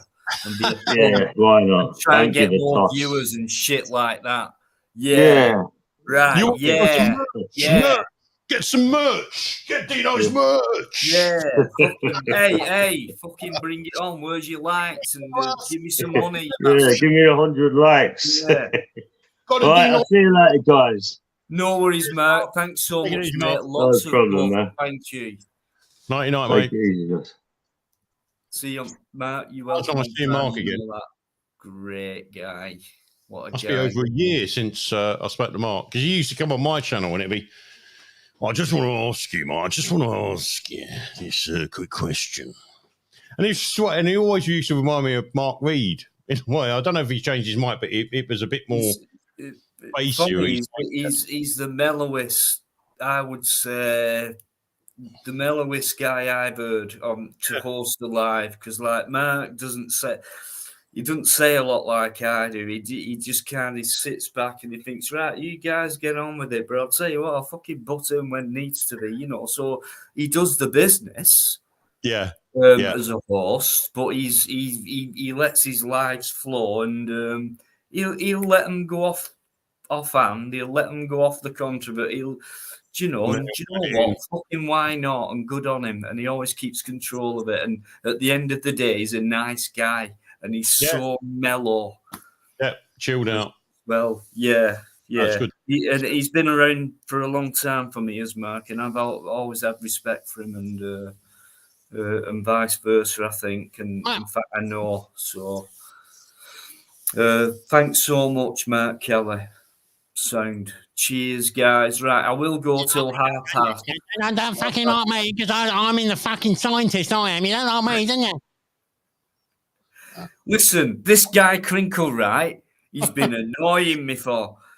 Anyway, we'll not go into that. No, we'll not go into that. Yeah, but just as a reminder, of course, Mike's on. Mike, you've been brilliant tonight. Thanks very much indeed. We've got about 20 minutes left, if that's all right. So, yeah, I've definitely got to call it in then. I won't be getting up the time I was meant to be getting up, I don't think. I know you weren't meant to be coming. Well, we did talk earlier, myself and Mike. And you for that. Well, I knew you wouldn't be able to resist anyway. So, yeah, okay, then. It was my fault. I did that. Yeah, but I'm weak, so there you go. But, yeah. You're on Friday. See, what it's managed to do, right, Dino, right, I went away over Christmas, went down to see some family and that, and I Christmas, you go frigging stupid. So I turn up at my family's house, right, and I bought 30 odd cans of this stuff to take down, because I know certain people that drink it. So I turn up, they've bought me loads of Black Sheep Real Ale, which is why I've expanded it a little bit more than what I have before I went down there. So no one ever touched the crap that I brought down, right? Because, I'm like, well, I can't drink that stuff anymore. I can't drink Black Sheep. It's just, 4 pints and I can fight myself in a fucking phone box. So I go on this stuff now. But no one touched it. I mean, my uncle went, what? Don't leave this here. He said, don't leave this here. Take it back with you. And I was like, fucking hell. So I've got 30 odd cans of this stuff, which I've got to get rid of. Right. So, well, if that's the case, Mike, where do you live? Come up, mate. Come up. I'm only joking. Tony, thanks for coming in. I know you've been in there for a while. Great comments as well. I do notice your comments, guys, even though things keep chatting away on the panel. But honestly, I do notice a lot of comments, and the ones I don't, I apologise. But I know it's all good. I don't think we've had a single problem tonight in that chat. I think Mickey Mouse and James are friends again. I think they sorted their little battle. Thank God for that. Mickey's, they're both legends to me. But yeah, that's great. They do that in here, Mike. This is what I like about this live. Other people like it because of that as well. And, and I think it's, I don't know. Am I bragging? No, I don't think I am. I just think if you want to come on this platform and talk real and talk sense and prove what you're talking about, maybe, and get on with anyone either you already know or someone who's new, then it's the right place for you. So, and it always seems to have worked that way since I got over the first few months, where it was always controversy and me have to defend myself and things like that. Let's bring his channel down. Well, no, I'm going nowhere, and I've proved that up to now. So, Yeah, for me, I think these live streams, it's just about right. It won't always go perfect because, I'll go back to last night and, I'll not always get it right. But most of the time, I get the best of feedback. So that means a lot. And that means, right, you're doing another. I'm going to do another. I'm going to do another. I'm going to, so, and it's just great to know great people as well on here, real people. So, yeah. Can we ask if you're on Friday, aren't you, Dino? Yeah. What is it people want us to discuss? What they're looking at, what's going on around them, whatever. Is there anything? Third question. Right, there's over 40 people in, guys. Mike's. What do you think, guys, for Friday? What have you got? What have you got for us? Yeah, to look into. I mean, I don't know everything, that's for sure, but I can have an opinion on something. And if not, if I don't know, I'll go out and have a look and give us some notice. Well, anything that you're worried. There you go, guys. I'll put Mike on. He's virtually put himself there already. Have you got any questions for Mike? Is there anything you want to say to Mike? What you want to ask him or anything like that? I don't want any questions about my fucking waist size, please. I've got, No, don't go into that. Even though it was him who mentioned it, I didn't know. Did you guys notice? Because I didn't notice. They know someone. I couldn't give a shit, mate. I've gone past caring now. I couldn't give a shit. I mean, this is all bought and paid for. The trouble is, no, I am actually, right, and I started it last week. I'm on a keto diet. I've got to get rid of these beers before it works, right? Because, look, this ain't paying fucking rent, so it's got to go. It's being evicted. And I've given myself like a 50-day trial thing to get this down. On my special keto diet, my fridge is fucking full of healthy stuff at the moment. I don't know how I'm going to get on with it, but yeah, I am trying. I'll get rid of it. I know it's it's not a good look, but we are what we are. If it works, if it don't work,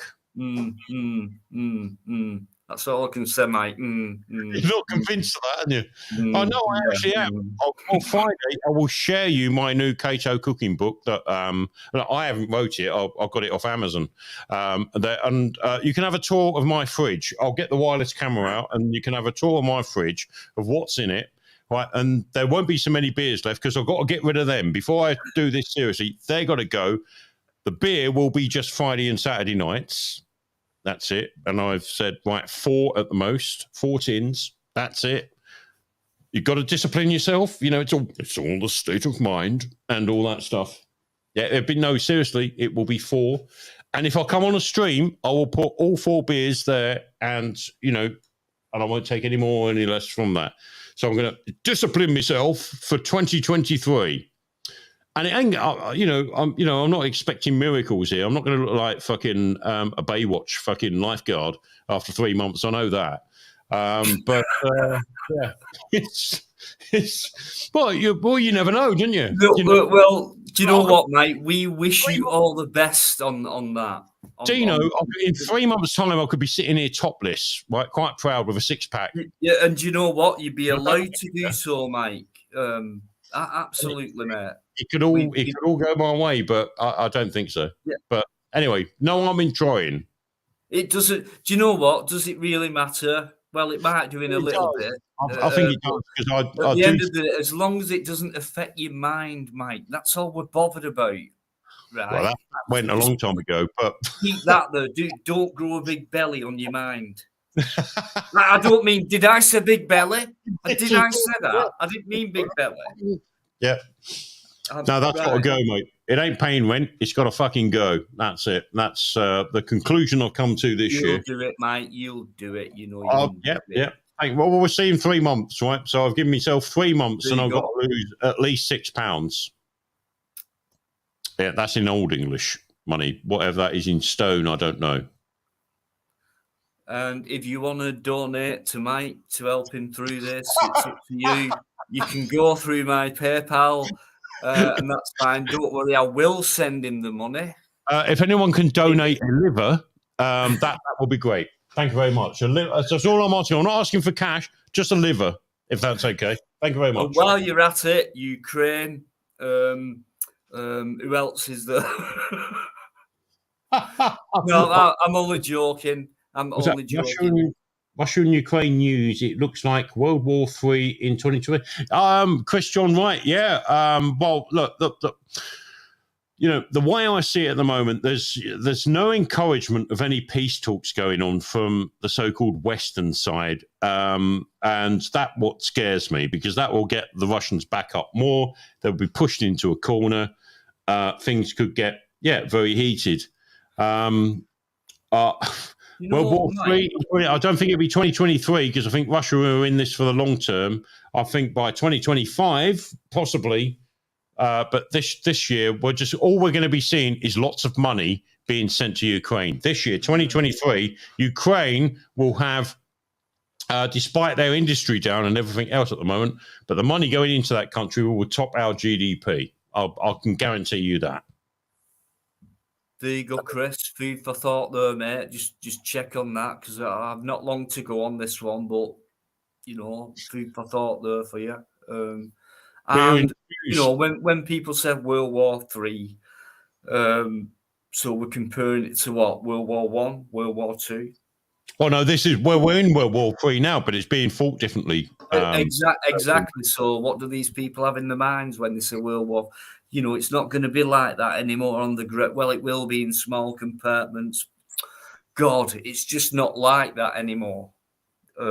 It's a cyber war. It's many components. In fact, the fewest element to the war now is bullets, guns. It's a war on your fucking head. That's what it is. They're more now of a deterrent than a killer. Well, don't ever underestimate it, Dino. I think ultimately this could potentially work into a nuclear type war that is going to be sort of, you know, not good for both sides or any side that you're looking on. It's massive, that, mate. My biggest question on that, and I know we've not long to go, but my biggest question on that is the outcome and what happens after that? Because it's like, wouldn't we have to just completely start all over again? We're fighting with sticks. They've always said there won't be a fourth world war because, well, the fourth world war will be fought with sticks and stones. Basically, that's an old going saying back from years ago, and I do believe that's what's going to happen. It'd be mutual destruction. And then what, mate?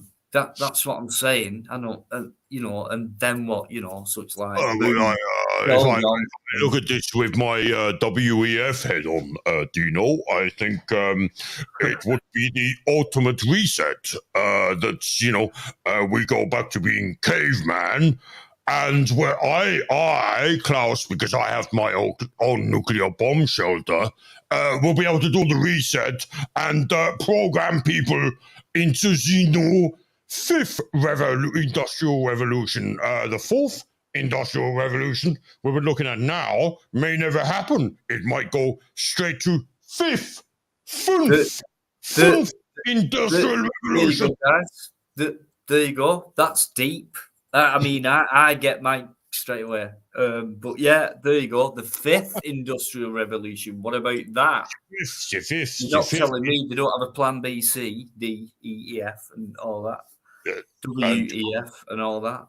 But exactly. Yeah, guys, be very aware, be very careful, be very frightened, really,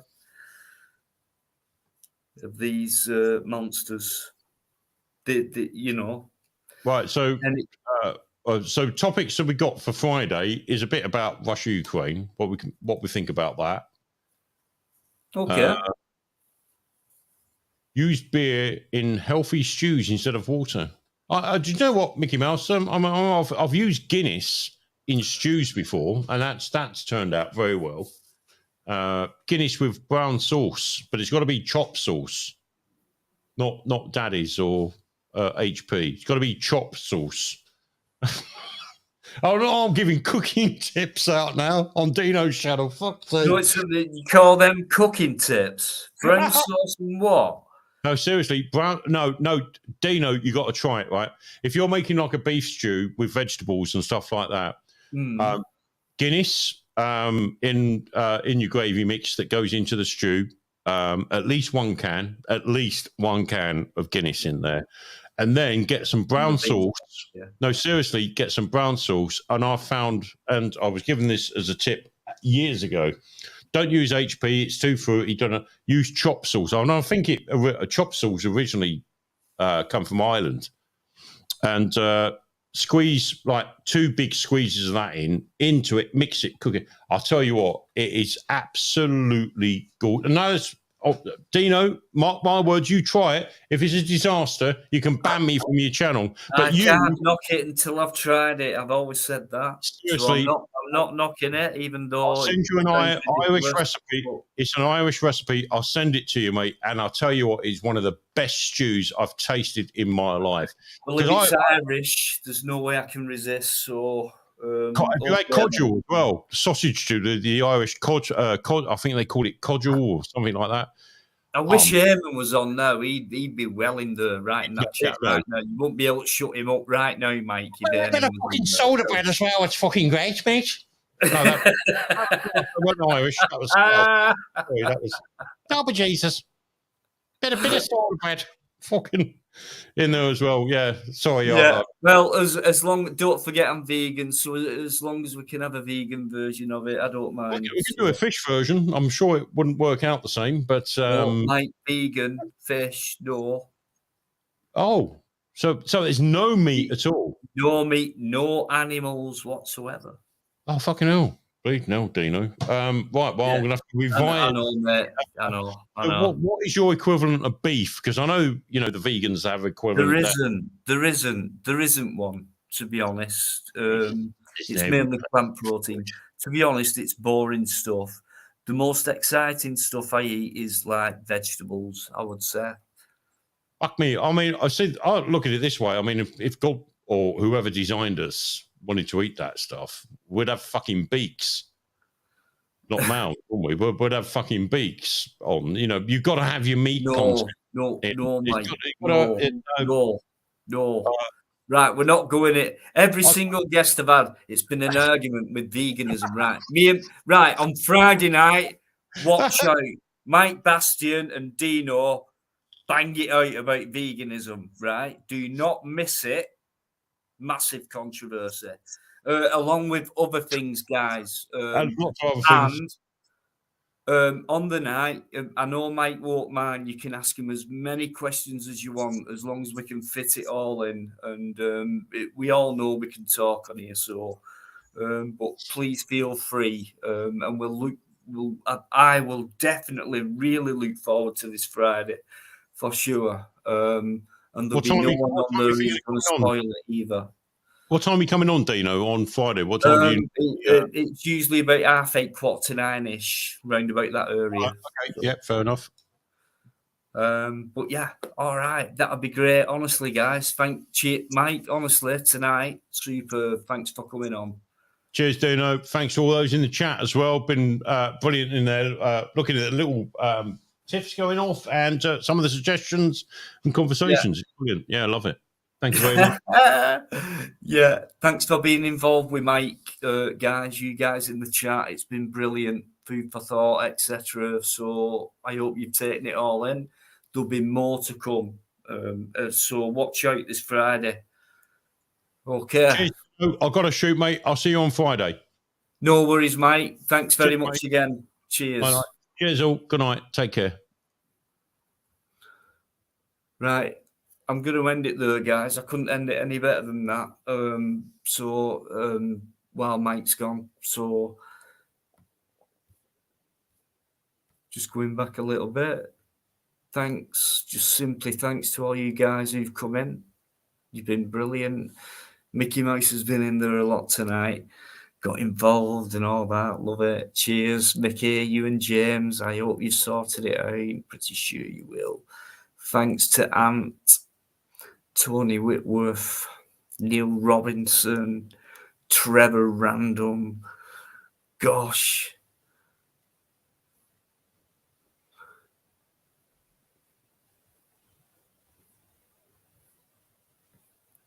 God, you lot. Mickey's gone off right on one tonight. Mickey, calm down. Right. Ian Blundell, Wolf was in earlier. Thanks very much, mate.